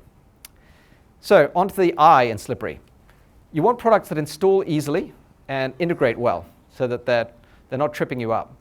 And I'm astounded how many times great innovation is built in isolation of where it's going to get integrated. It turns out this is the whole reason that enterprise software is dying. It's because people find it so hard to implement it. Have you ever heard of this term shelfware? Shelfware is because people don't think about this particular factor. So you know that, so why not think about it up front? It's, again, reducing the pain for customers to try, adopt, and deploy your product. So what are some of the ways you can do this? Well, The strategy that Microsoft adopted very well when it was behind in the web was something called an embrace and extend. They literally went in and figured out how to embrace the web and extend what everybody else was doing. They didn't try to take over the browser initially. They were very clever about how they went about this. It was a great strategy, and that term's now been used many, many times. You want to try and do the same thing. Embrace whatever everybody has as either a business process or a product or infrastructure, and then extend it. And openness and extensibility has become a whole way of building products. In fact, I pulled this graphic out of some work we're doing in the open source world, where the growth of open APIs is just taking off. When Greg was around and he was trying to get his OpenGL API out, it was probably considered quite a big deal to have an open API. Today, everybody has open APIs. There's open APIs for almost every web service you can think of. And I really encourage you, instead of saying, OK, we're going to build everything, figure out how you might integrate with all those RESTful APIs. For example, why would you ever create a payment engine? There's many different ways that you can use payment gateways today if you're in the commerce world. And thousands of different merchants now accept, for example, whether it's PayPal or if you want to use X-commerce underneath it, means to integrate that. So you don't need to build that. You can just use it, and you'll be much more easily integrated into people's workflows if you do that. And this is the thing that I really want to get to, which is a non-technology thing that people forget. There is an assumption. I hate assumptions, but this is one I want you to make. Change is risky, painful, time-consuming, and costly. It just is, especially in the enterprise world. But it is even true for consumers. People resist change all the time. So imagine that you have incumbents, whether they're applications or they're operating environments or business processes, or the biggest one of all is usually human. People just don't want to adopt new processes. If they've learned a way of processing an order and you come in and tell them they've got to learn it completely differently, you are putting up a barrier to entry for yourself. You are creating yourself a cost. So learning, for example, to operate a 3D instrument is hard. It turns out people are still struggling with this. We looked at a company that was doing haptics, again, spin out of MIT. The problem wasn't the technology. It was training people to actually use this for real applications. There's a lot of friction in that. So whenever you're building your product, think about how you might make it install easier. And the simple way to think about this is that products that integrate and play well with others encourage others to play with them. So again, because we have Rohit here, I will just give the example from his company, Demandware. When we first were investing in the company, we knew that e-commerce was a complex area, and so we focused on building the platform. But we also knew that at some point, it would become important to integrate with all of the people that are involved in, for example, order processing, the back end, customer fulfillment, et cetera, and then all of the people that, for example, would be at the front end doing the marketing and then experience management, et cetera. So we created an open API, an open program called the Link program. And we made it possible for other people to integrate with us and us to integrate with them. In fact, we started pre-integrating all that stuff. So now when people came to buy our platform, what happened was they knew right out the box they could get all of this capability without having to do any work. That's taking the friction out. And I'm not suggesting you do this right up front, but I'm suggesting right up front you think this way. You think about how might you create an open and extensible platform that will integrate well with whatever is in your customer's hands. OK, on to the first P. You want something that proves value really quickly. How many times have you downloaded an app from the App Store and deleted it within 2 minutes? Anybody here done that? Lots of you. OK. That's what, obviously, we're trying to avoid. We want consumers to get instant gratification out of something and say, hey, I've got value from this. Let me start using it. And in the enterprise, it translates to something a little bit more complex, but it's just as significant, which is rapid payback. People don't expect instant gratification, but they expect payback within a 3-month period would be ideal, but certainly within 6 to 9 months and not greater than 12 months. If it takes you longer for your product to give value than 12 months, you're in trouble because you're going beyond people's budgeting cycles even. And in this day and age, people want results fast. So rapid payback is incredibly important. But how do you do that? It's easy to put these things up. Well, here's a tip. You can actually create self-proving value in your products. And the really good companies I'm seeing today build this into their products again from day one. They're actually putting in place the metrics and the visibility into what's the product that's being used for. This is from one of our companies, Nasuni, with the analytics on exactly what value is being delivered by the product. So they'll take a baseline right away when the product goes in, and they'll show you this is how much storage you were using before, for example, and this is how much we've reduced your storage and reduced your cost. So you're actually measuring for the customer right there, so they can't even avoid it, how much value you're delivering to them. Now there's no question about whether you're delivering value. It's being shown to them. So self-proving value through analytics is a fantastic thing to build into your product early on. And it will help you in your justification, your business case, and in many scenarios with your customers. The next thing we talked about was, if we're starting with a very small minimum viable product, something that's really tight, how will it build to meet real broader needs? So you mentioned one of them, which was reliability, availability, scalability. This is not so much targeted at that, but if you have a set of functionality you want to disclose. I'm a big believer in doing it progressively, so that's the second P. In other words, don't confront somebody with everything so they're literally like falling off a cliff with this huge learning curve, and it's just so difficult to jump into. But take them step by step through disclosing the capabilities of their product. So this might be a difficult concept to grasp without an example, so I brought one here. Turns out the company I was mentioning earlier, Acquia, has a challenge with Drupal. Drupal is so broad, there are tens of thousands of modules for it, and what it does is enable web publishing for people who want to turn their companies into a media company. So, for example, connecting with everything from your customers and partners and suppliers to your fans, or if you're not for profit, to your contributors. That's a lot of functionality. So we decided what we'd do is create a product called Drupal Gardens that would literally get you live on the web, designed to online in 15 minutes. That's a very different experience, by the way, than what you would have if you went to the open source Drupal.org and tried to put all this together and create a website in 15 minutes. There's no way you do it. So we did that, but we also realized that the minute people did that, they'd quickly start asking questions of like, okay, but I want to do things like, for example, put blogging on there, or I want to have a community and enable people to connect with me. So we would enable them to just turn on modules as they needed them, but not right up front. We did not give you 10,000 modules out of the box. That would have been totally overwhelming. And then, by the way, if you get to a place where all these modules that we've put together for you simply are not enough, we go one step further. We can actually say, just export the whole thing, and now you can take any of the 10,000 modules you want out of Drupal and create your own site so that there's no lock-in. So this is a completely seamless experience. It's not perfect, but it's made a massive impact. It created tens of thousands of sites within months of launch, and through things like templates and so forth, there's just a huge plethora of sites that have been created very successfully with this progressive disclosure approach. So I really encourage you again to think about that, progressively disclosing of features as part of your slippery products. Okay, we're on to the first E, which is easy to use and apply. And here I have an expression that I've used for years, which is UBI. What the hell is UBI? It's not something from Star Wars. It's out-of-the-box experience, which was if you open up the wrapping and everything felt great right out of the box, you had this amazing moment where you just would like dying to use the product. And if you notice, people even pay attention to that in packaging. Well, in software and in services and so forth, have that same experience. Give your customer that just absolutely delightful experience where they want to engage with you. And you might say, well, why is this a big deal?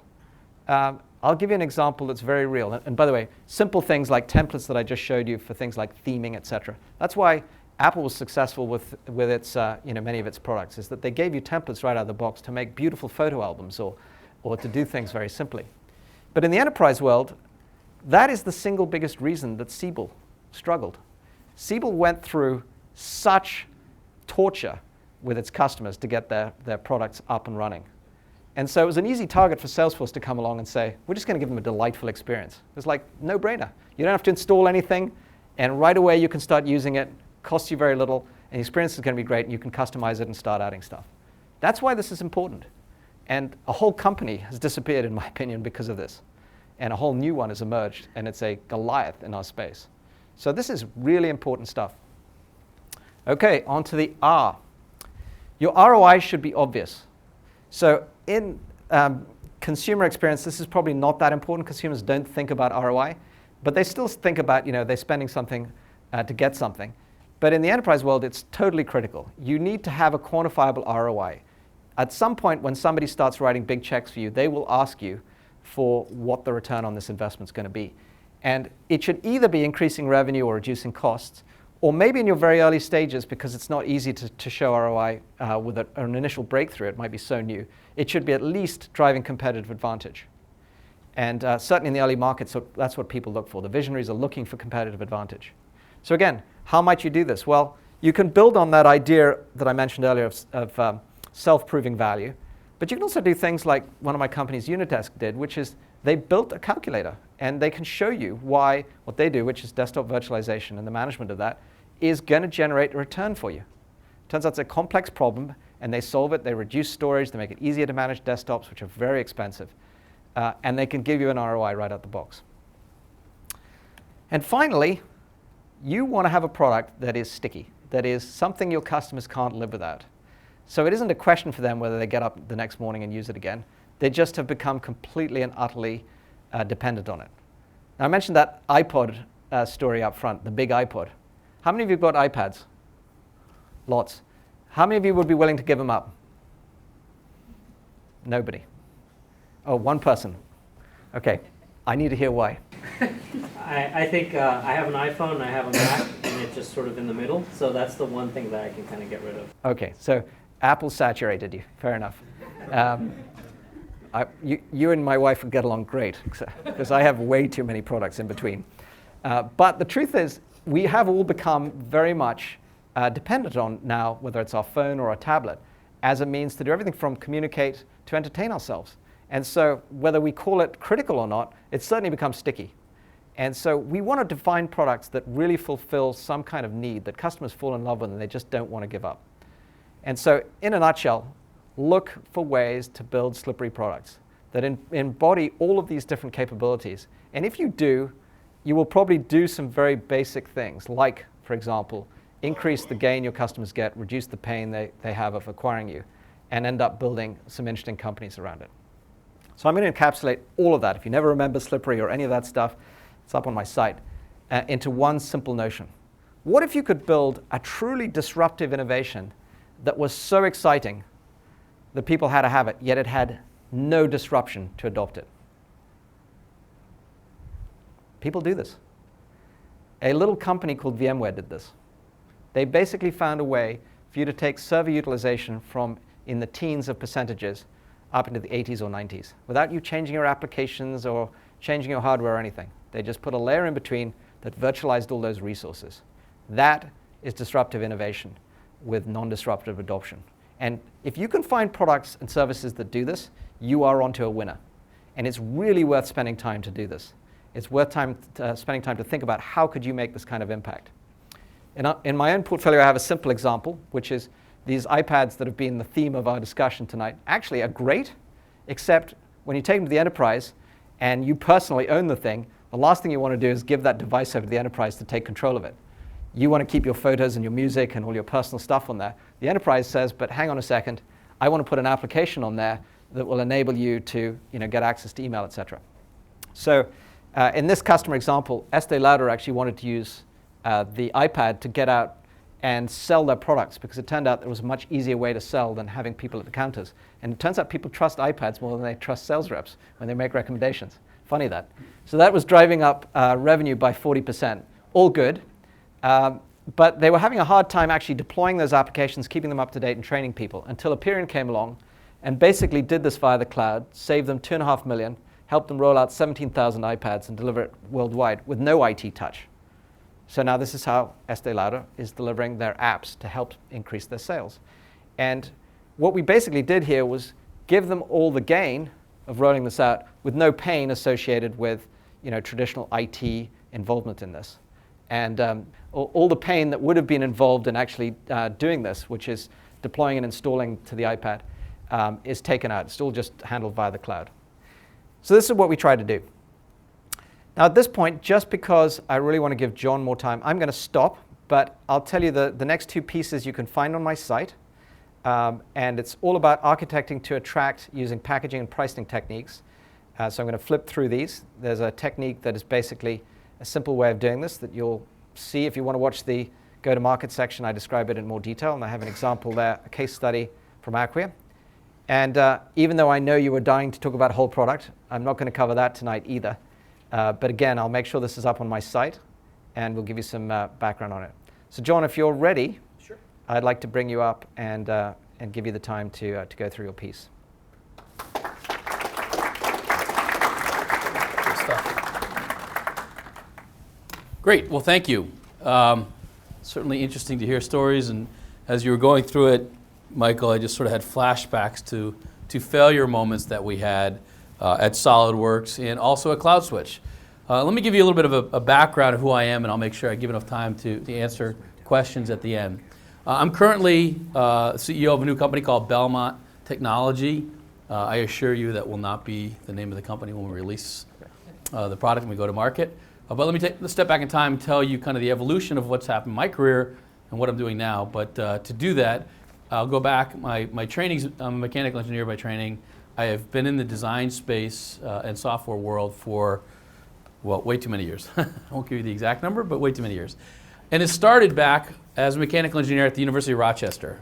And you'll probably be able to do the math. It was 1983.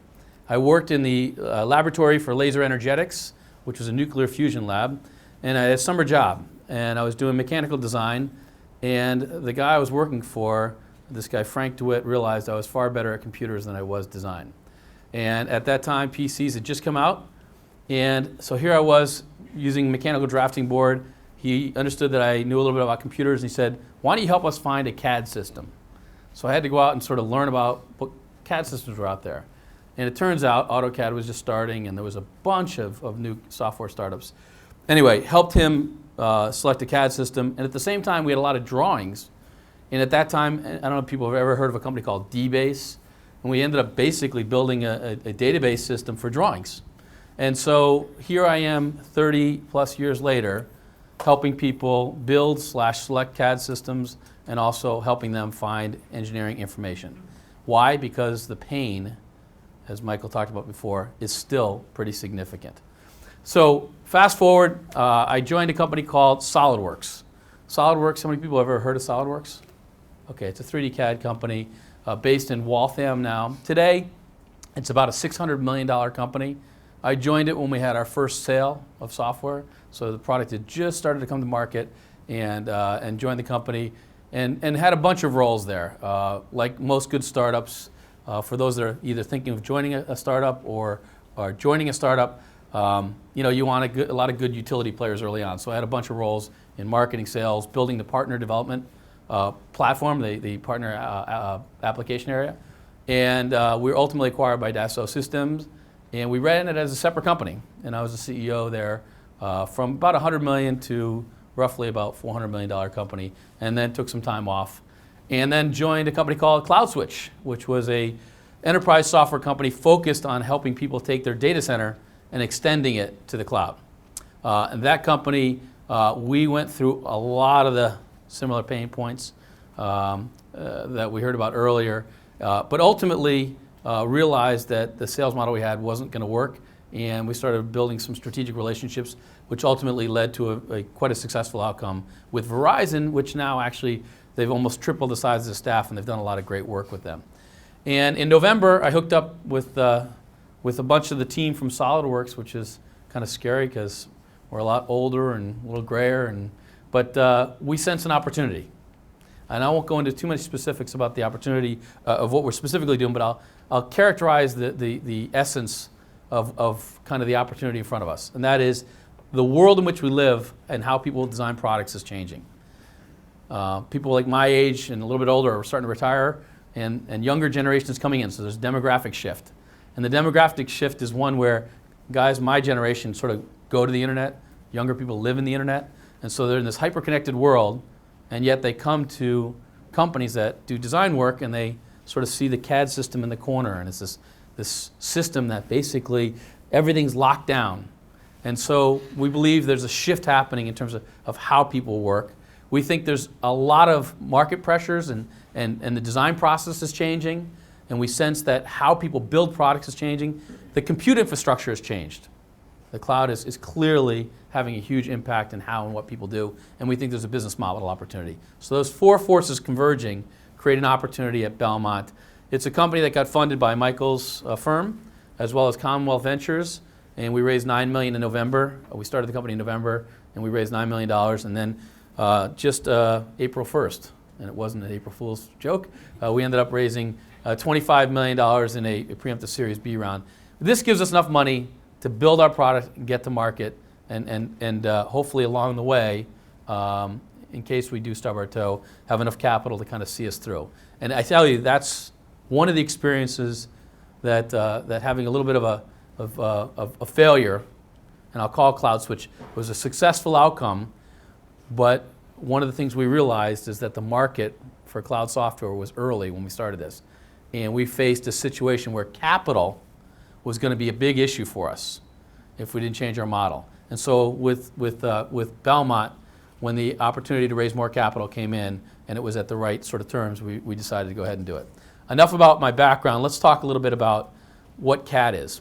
If you look around us, all of the products in our lives, whether it was the coffee machine this morning that you used, whether it was a tablet that you picked up this morning, your phone, whether it was the car that you got in to turn the clock, the radio in the car, whether it was these whiteboards, the projectors, the cameras, all of these things are products that are designed.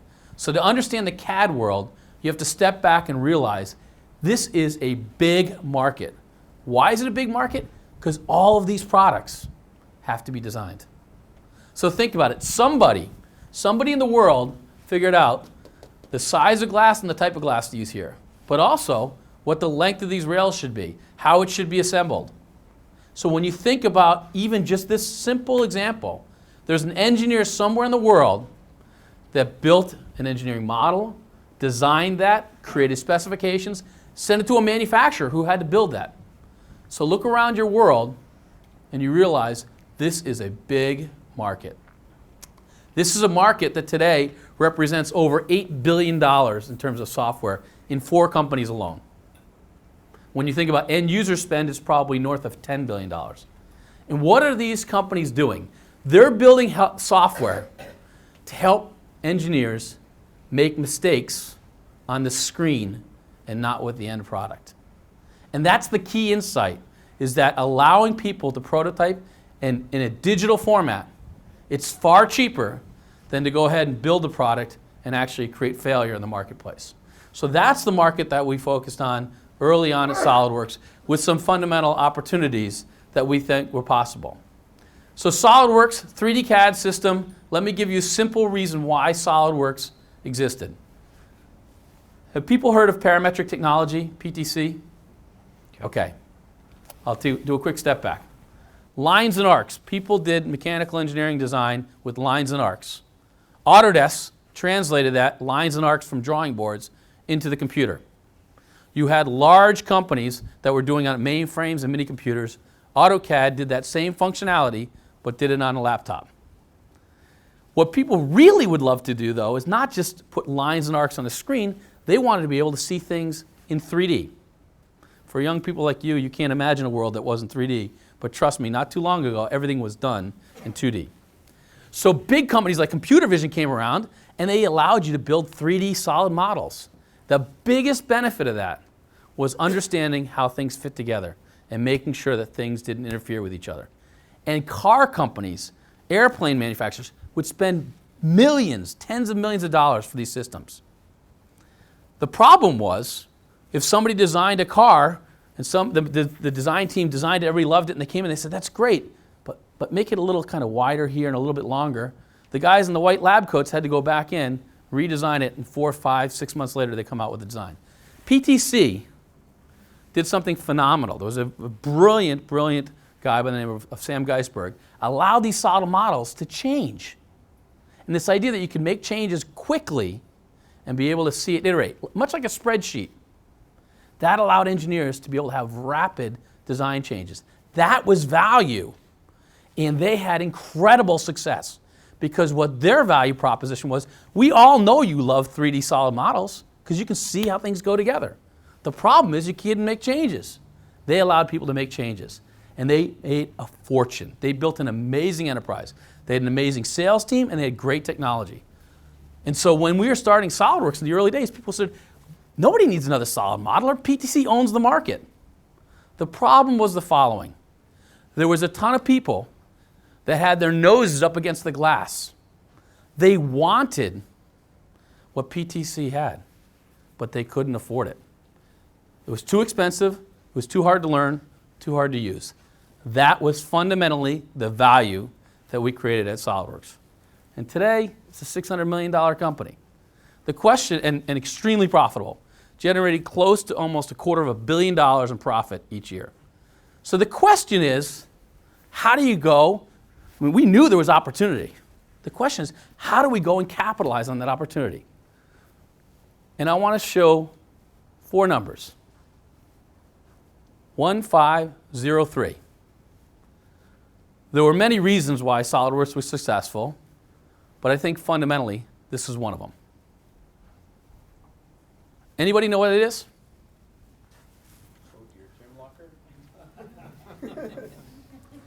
If you go to SolidWorks today and ask anybody, it's part of the culture. It's part of the DNA of the company. So I'm not going to go through a lot of hypothetical examples. I'm going to go through specifically how this impacted the company. I remember our first sales meeting. We were going to sell our software. Instead of $20,000, $30,000 through a direct sales force, we were going to sell our software at $4,000, and we were going to sell it through a VAR, value-added reseller channel, meaning independent people that would represent our product, they'd get it at a discount and sell it. So the question is, when we got all these salespeople together for the first time, these are different independent business people, maybe 250 people, came to Waltham, Massachusetts. We had a meeting. And we had to tell them where should they go selling, where to go focus, because they thought our product was great. And we put this chart up. I didn't put the numbers there the first time, but guess what? If you look at the vertical axis, this is the number of seats. This is the number of engineers that we wanted people to sort of look at and focus when they're going out and trying to sell a product. And this is the sales cycle. And most of the people who were independent business people, they wanted to go and sell 20, 30 seats, 40 seats. I remember a guy coming to me from Detroit and saying, I have a really good friend inside of Ford. He runs powertrain. And I know we can work with their data. I want to go sell them. Would you come out and visit with him? And I said, I hope you don't mind, while you're selling at Ford, if we had 2 other resellers in your backyard to go focus on the opportunities that you're not going to be focusing on. He wanted that upper left quadrant. Big opportunity. Well, guess what happens with the guy at Ford? They bring him in and they love it. People want validation. They love it. This guy's selling, saying, this is awesome. The guy at Ford wants to buy our product. So he spends a little bit more time showing it to him, and the guy inside of Ford and Powertrain says, you know what? Our guys love it. The guys actually in styling, they want to see it as well. So can you come back next week and show them product again? And all of a sudden the sales cycle, instead of 2 months and 3 months, starts being 4, 5, 6 months. And the guys are like, well, we got to get some business closed. And they said, the good news is people really, really love it. And you know what we want to do? We want to do a pilot. We want to go ahead and buy your product. But instead of buying 60 seats, guess what? They ended up buying 3. So what we wanted people to focus on is 1 to 5 seats, 0 to 3 months.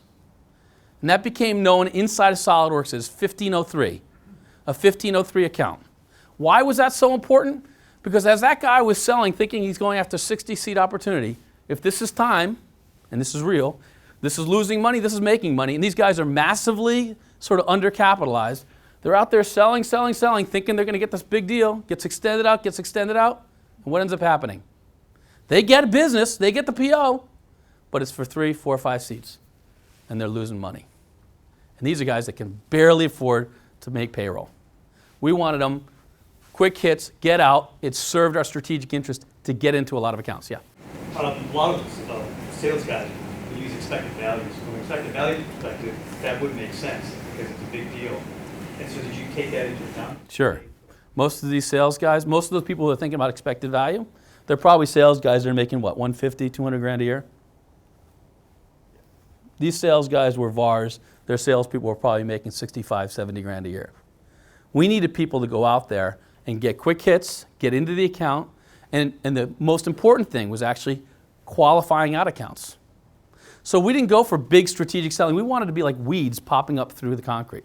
In fact, we tried to think, I was talking to John Herstick, who was a founder of SolidWorks just the other day, and he's with us at Belmont. We were talking about it, kind of what was the perfect opportunity? And one of the perfect opportunities was not a 10-seat deal that had pro engineer. Remember, these are people with their noses stuck up against the glass door, wanting what was inside, but they couldn't afford it. So it was not to go to an account that had 10 seats of Pro E and saying, let's go ahead and try and convince them to convert and switch over to us. Conversely, we didn't want them to go to 10 seats of 2D users, AutoCAD users, and try and have them all switch to SolidWorks, because we would have had to go through and teach them all about 3D solid modeling, go through this long sales process, only to have them buy 1 or 2 seats. We called it the modeling saturation index, a really kind of nice term.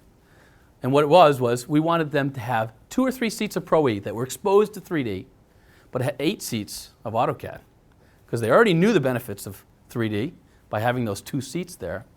But we wanted them to get the advantage. Why didn't they have the other seats, 8 seats, move to 3D? Well, probably because it was too hard to learn, too hard to use, and too expensive. Yeah?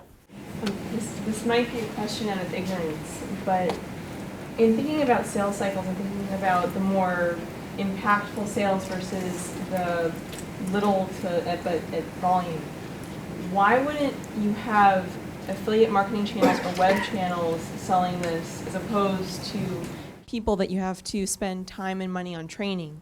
And likewise, how much of this was business development versus sales? Like, this almost sounds like an exploration in what is the model of the sales versus order taking. Great. So the first question is, why didn't we have affiliate marketing and web-based sales? Well,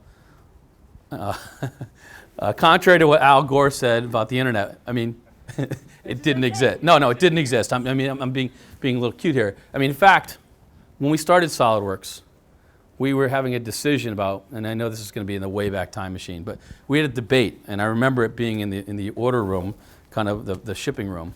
We had a debate whether or not we should have a website.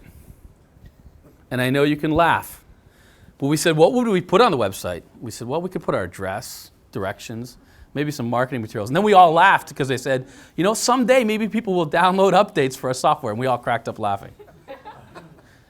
And you know what? We were one of the first 100,000 websites registered in the world.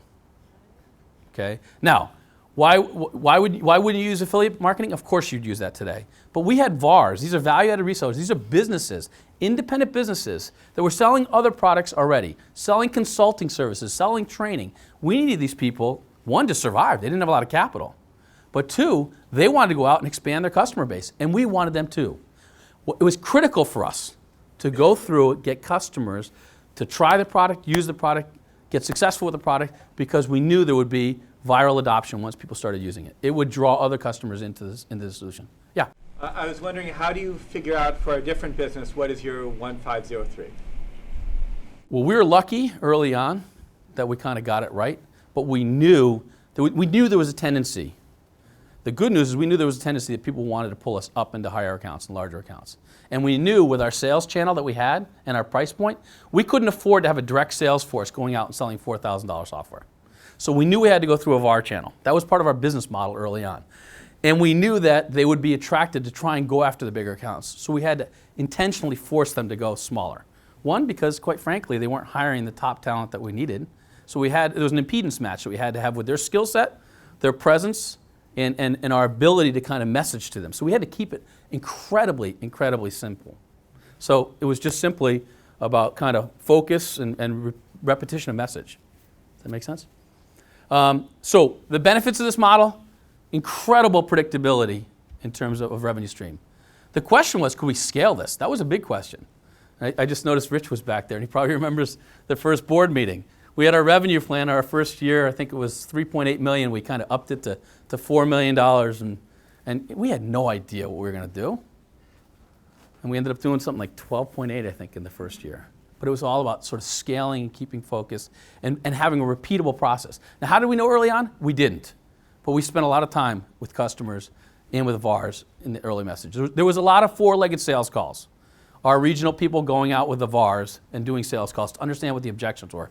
But it was all about kind of basically getting customers to adopt the product, get into production, and we knew that once they got into production, they'd start shipping files around that would create the viral nature of people trying to understand what our business was about. To give you an example about why this is important and about scaling a company, I just want to share one point. We started growing the company, and 1503 was all about the predictability of revenue stream. Well, it turns out that this is a philosophy. We had to be able to take an order inside of the company, be able to process the order, get the product, ship it out to a customer, and be profitable. Be profitable at a $2,400 price net margin to us. Going a little bit further, when we scaled this up and we had to do an upgrade cycle, we were shipping out boxes. These boxes had to be shipped and they weighed 15.9 ounces. Why? Because at 16 ounces, UPS charged a higher freight weight. So this became a cultural mentality inside of the company in terms of execution. And the strategy was simple. Get inside of the account, land and expand. That's how we built the business. Did that mean we only went after small companies? No. As we grew and we grew the account base, we ended up getting to some significant accounts. I remember being on a panel with the CIO from EMC about selling to large accounts. I'm like, why the hell am I here? We never called on EMC at the high level. We ended up displacing Pro Engineer at EMC, several hundred seats. Why? We did it 3-4 seats at a time. And once we got to about 50, 100 seats, they had to deal with us. So that was our strategy. Let me just turn about some other practical things. We had an ecosystem inside of SOLIDWORKS. Michael talked about it before in terms of whole product and core. One of the things we understood early on at SOLIDWORKS is we were going to focus on core modeling, and we were going to have partners do the rest. But we had to build a partner system to build applications sometimes on top of SOLIDWORKS. How did we do it? Well, first thing you got to realize is partners are interested in only one thing, your customers. But how do you get customers if you don't have any partner applications on top of it? We proposed a simple 3-step process. First was this idea of kind of marketing cold fusion. It was all about getting credibility through numbers. How do we create press releases, relationships? We had a very lightweight program early on about quote unquote what a partner meant. Step 2 was about focusing on a few select partners in each vertical market. And in this case, we went through and we wanted to create some leaders. In the analysis world, there was a bunch of big vendors. They wouldn't give us the time of day. We chose the number 3 vendor and we said, we're going to make them number 1 in our space. So we went to each segment and picked a vendor, and just through sheer force and kind of bear hugging them, we got them to build integrated applications. And once they started to get mind share in our channel, and we got credibility and they started getting sales, the big guys had to follow. So leaders, first was marketing cold fusion, leaders set the pace, and the third was that followers will follow. And the irony here is this, that the followers were actually the leaders in each of these categories. So who owned the IP here? They did. We were a platform. We were a platform that they built on top of. I just want to share another kind of couple of thoughts that I know we're running late on time here. Meet your enemy. You're in a startup. The only advantage you have is time. That's the only advantage you have. You may have a clever idea, you may have some IP, but the install base guys have customers, they have capital, they have presence, they have a megaphone. The only thing you have is the calendar. You got to be able to move quickly. So I have a saying, and it's something that I think is a cultural one. I would share with you. Events force actions. What did everybody do yesterday? Paid their taxes, right? Was that yesterday? Why did you do that? Because if you don't, the government makes it really painful. They created that event on April 15th to make sure you paid your taxes. So events force actions. Find ways inside of your company to go ahead and put deadlines. We used to have SOLIDWORKS World. We'd have 5,000 people come to an event. We'd do it once a year. And it cost us roughly $2 million inside of the company. And forget the fact that the benefit was we got these, all the users together and they'd be these shaved head zealots that would go out and tell everybody about us afterwards and create all the energy. If you strip all that away and forget all the media exposure, if the only benefit that we got out of spending that $2 million as the company was growing was to get people together on one day and force decisions, it was hugely worth it because it forced people to align and make decisions. So this idea of putting deadlines and events is critical because it's reinforcing the only advantage that you have. The other point about this is we have a saying, the perfect is the enemy of the good. Early on, you just got to get your product done, get it out there, and iterate. I'll share a couple other thoughts, what you think versus what you know. Everybody tells you to beta test, beta test, beta test. Really, really important. Far more important. If people aren't paying you for something, they'll tell you all day. We saw it at CloudSwitch. Ton of people loved it. Ton of people loved it. How many people would pay for it? And when they ended up paying for it, we ended up realizing they were paying for something very different. They were not paying for the product, they were paying for education. I'll share a couple quick thoughts. We had a subscription service program inside of SOLIDWORKS. Today, it's a $300 million business. I just want to share some insight about how we decided what to charge. How do you decide to price your product? Figure out you can build it on what it costs, or you can figure out what the market's willing to pay for it. It sounds like you could bear a $2,400 price point on the other side, so it sounds like $600 per. So we went out and saw what the competitors were charging, the installed base. Up until the point when we started SolidWorks, there was no idea of subscription-based revenue. It was a shrink-wrap model. And the large installed base guys were charging list price and 18%. So that was kind of what the market was used to. So we went out and sort of said, okay, we know that we're going to charge at least 18%. We have a lower price point. So the question is, what will we charge? And we thought about different price points. And then we also sort of looked at it and said, wait, we have to align not just what our interests are, in terms of what it costs, but also our VARs. Because we wanted our VARs to be able to go and support customers. So we had to align what their support model was along with what we wanted to make. So we went and started from the premise of what would a customer pay. From a VAR perspective, how many people could they support? So we looked at the VAR profitability equation, that internal sort of step between us and the customer, because we needed them to make customers successful. So we ended up saying, okay, they can handle this many customers in terms of calls. This is how many customers times whatever money, how much money do they need to make, and what would be our margin? So we started actually at the end user, worked to the middle, worked back to the end user, and came back. Point is, it's not just about the money you want to receive. You got to align each step in the process. I'll just share some other thoughts. We all talked about turning products into companies. I love this saying. It's easy to start a company. It's hard to build a business. At the end of the day, you are trying to build a company, but you're really trying to build a business. Events force actions. The perfect is the enemy of the good. One of the things that I think at SolidWorks today, I don't know, they have 1,000, 1,100 people inside of there. We have a small company. We have 17, 18 people. But we're starting with the same mantra, that the most important thing you can do is hire well. I think that's an incredibly important thing. Hire people that scare you with their competence. Salespeople, a couple insights. If you have a salesperson that says they don't really care about money, they're not a good salesperson. Fire them. I'm dead serious. Salespeople work on two components. Reach behind their back and look for the coin slot. They are coin operated. And if they're not, you are not going to be able to put the right incentives in place. Salespeople are motivated by money. If they're not good salespeople. They may be great people and they may be great marketing people, but if they're not motivated by money, they are not good salespeople. The other thing that motivates salespeople is recognition. If you got a salesperson that is not concerned about how they stack up and rank versus other salespeople in your company, get rid of them. Salespeople are naturally aggressive and they're competitive. They want to make money and they're competitive. Those are the two drivers in salespeople. That's not to say they wouldn't be valuable for your company, but they're not going to be great salespeople. As CEOs or founders, the other thing that you're doing is you're creating a culture. I talked about 1503 as a strategy. It was about a culture. We had created a culture that every step in the way, we were going to make money in terms of being able to be efficient. We also cared about customers that we didn't know the names of.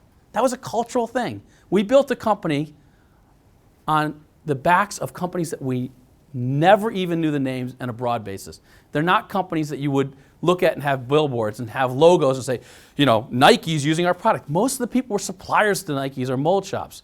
We were damn proud of what they did, and we felt great about what those customers did, and we celebrated their successes. But the point is, we aligned the company consistently in terms of product pricing, product packaging, and culture throughout. Fundamentally, the last part I'd say is with all of the challenges, and I won't bore you with the cloud switch ones, we ran into some difficult times. But remember, it really is about the journey. That's why most entrepreneurs do it. Most entrepreneurs start companies because they see the world and how the world should be. So as you're going through that journey, understand that, yes, while success is great and money's great, the journey is also part of what's fun. With that, I'll open up for any questions you may have. So, I mean, one of the things that you did there, which I know is, you know, literally part of the legacy you left at SolidWorks, is you very early on established this culture of having a clear and consistent way that the product was sold, that was profitable, and you even created a disruptive business model, this whole subscription plan, which many of you have heard me talk about. That, in fact, I would say if you'd agree, the subscription model was as important in many ways in your success as anything else. It was game-changing. So as the team looking around this room is thinking about starting up a company now, and you're doing it yourself right now, what would be the one or two things you'd say, think about right up front in your product that will make a difference to enable profitable selling and a culture that is successful? So, great question. So one of the things that we learned really, I'd say by chance, we tried to figure out with our customer base, what version of the software. So we weren't a SaaS-based application. People had to install our software. And so one of the challenges we had, up until we started, software companies didn't actually, when they went through distribution, they didn't necessarily know who their end user was. So by having a subscription service, we sold through VARs, but we demanded up front to know who the user was. Once we did that, we at least had a relationship with those customers. But we didn't necessarily know what version people were on. And so we had this tool that we called a performance monitoring tool very early on. And it was a little bit kind of like a little nugget of software that was on their PC, and would send back aggregate data. We would only look at it in aggregate. And we could see what version people were on. And we could also see what different add-ins they had. So this idea of analytics and measuring, we did it to solve a problem. It turns out it was a huge enabler for a business decision later on. So I'd like to say we designed it in the beginning, but it was something we introduced kind of 3 versions into the product. But let me give you an example of what it did. Since we could figure out what version people were on, we also knew which applications they were using along with SolidWorks. And what we found is if you took the number of customers and on the y-axis and the number of applications that they were using on the x-axis, it was a massive ski slope. Meaning not many people were using more than 2 applications with SolidWorks. And we could figure out which were the most popular applications. And these weren't ones that we wrote ourselves. These were partner applications. So we had this really long tail of people not having many applications. They would try one different application and whatever else. So we had the opportunity, once we looked at that, we were fighting a price war with Autodesk. Autodesk had AutoCAD 2D, and they bundled their 3D solution, and they were undercutting us on price. And we realized that all the value of these applications were not being used by customers. And so we went out and started to find out why. Well, it turns out many of the VARs that were trying to sell these applications, it kind of wasn't worth their hassle to go back to a customer and sell a $400 or $500 application. What we said then is, okay, are there groups of these products that we can bundle together, kind of use the oldest trick in the book. Why? Because it worked. And we said, can we bundle and create SolidWorks, SolidWorks Office Professional and Office Premium? And we took these other applications that weren't really being used by people, we bundled them together, and in the middle of a price war with Autodesk, we took our price point from $4,000 for our base product to $5,400 to $7,500. And along the way, increased the subscription. So we created greater value for the end user, greater value to VARs, and greater value for SolidWorks. And for those application partners, yes, on the marginal seat that they might have sold of a photo rendering product, they weren't going to get as much money. But I went back to each of them and said, look, you're only making 15 grand, 20 grand from us. How about if you give me a blanket license, we'll pay you 100 grand. And I went to a bunch of different technology suppliers, and we bundled all those together. And we raised our ASP by over 50% in the middle of a price war with our biggest competitor, and we grew our volume, commensurate. It was tremendous. You would normally think by raising your price in a price war, we'd see diminished volumes. We actually grew it tremendously. So, and once we did that, when new entrants came in, we had a higher subscription revenue base. So it was defensible. So when people came in with other products and wanted to get our VAR channel to join them and take their product on, there were some VARs owners, these are small businesses that were waking up on January 1st and they had a subscription business of $1.5 million to $2 million. They weren't going to go to a competitor. So we built in kind of a barrier for people stealing our channel. And that all came about by accident in terms of analytics. So the idea of understanding early on what's happening can pay huge dividends later on. I'd like to say we had the genius to figure it out early. We didn't, but we soon capitalized on it. Yeah? So you kind of touched on this, but I'm curious, which did you find more valuable, both in the early stage and as you grew, the data behind the product or the product itself? Great question. The data behind the product or the product itself. So the product itself was an amazing product. Let's be really clear. The team built an amazing product, and it only got better. The question we tried to do is, we had many people were using this product, and they were building, for example, pneumatic cylinders. Okay, Festo is a large German conglomerate that builds pneumatic cylinders. You go through a factory, you can hear all the, these are all things that are cylinders moving things down a factory line. So Festo used SolidWorks. And so we had this great idea, all these people that are building bearings, that are building motors, that are building fasteners, can we take that and create a business, either selling content, so we created a website to allow people to download content in 3D and use it, and we went off then and said, can we create a publishing solution? Because all of these manufacturers that made bearings and motors and everything else had to create catalogs, and they were creating paper catalogs. And we said, look, you're using SolidWorks already, why don't you go and create a 3D electronic catalog? So we built a whole business around doing that. And guess what? We failed miserably. You know why? One simple thing. We thought, because we know Festo, and we had relationships with the engineering team, we thought we had a relationship with that customer. And here's where, if we had done something fundamentally different, we could have been successful in it. I thought, and I'll take responsibility for it, I thought we have a relationship with that customer. Why can't our team go and sell to the marketing team inside of that company? Guess what? I should have treated it as a completely separate company. Because it turns out the engineering people didn't even know the marketing people in these companies. And oh, by the way, I shouldn't have used our sales team. I should have gone out and hired media salespeople to go after that opportunity. So it was, whether it was, kind of just arrogance, I don't know. I thought we had a relationship with that customer, and I thought that would transfer over into the marketing department because they had the data. Flawed assumption. And we, after 3 years, of spending a lot of money and a lot of time, we kind of finally realized that and made a little bit of a business of it, but it was a real, insight. Even knowing that, is then the answer that the data is not as valuable as the product, or is it that the data is only as valuable as you leverage it? We tried to leverage it, and we did a poor job of it. I still think the value, I think that the data, I think fundamentally, the data could have been far more valuable than we were able to take advantage of it. But no, the business, let's be clear, the business was building CAD software and support. That's where 600 million, billions of dollars of end user and billions of dollars of market value was created by solving a design problem. The content, I think, could have been used far more strategically, and we screwed up on it. So just because of time, I'm going to give everybody a chance to chat with John afterwards, but I want to wrap up. I want to say thank you very much, John. That was just outstanding.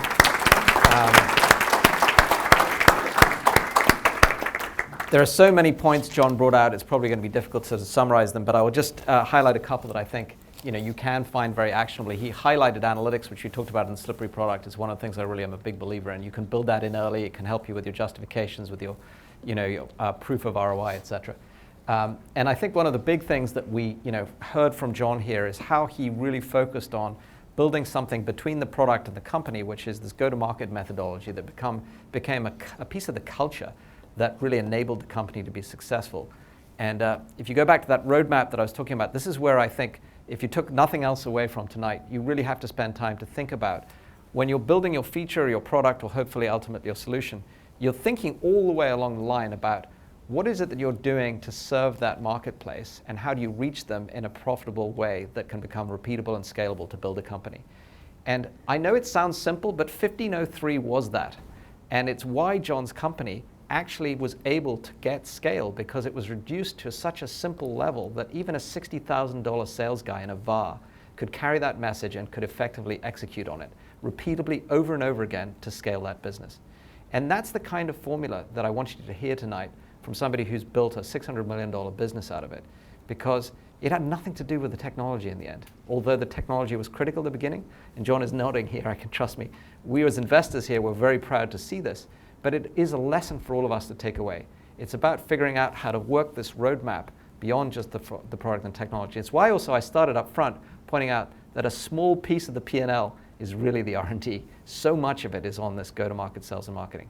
And there's more on the website on that. And I want to take a moment just to, again, thank Greg and John very much for making our evening this evening. Thank you very much.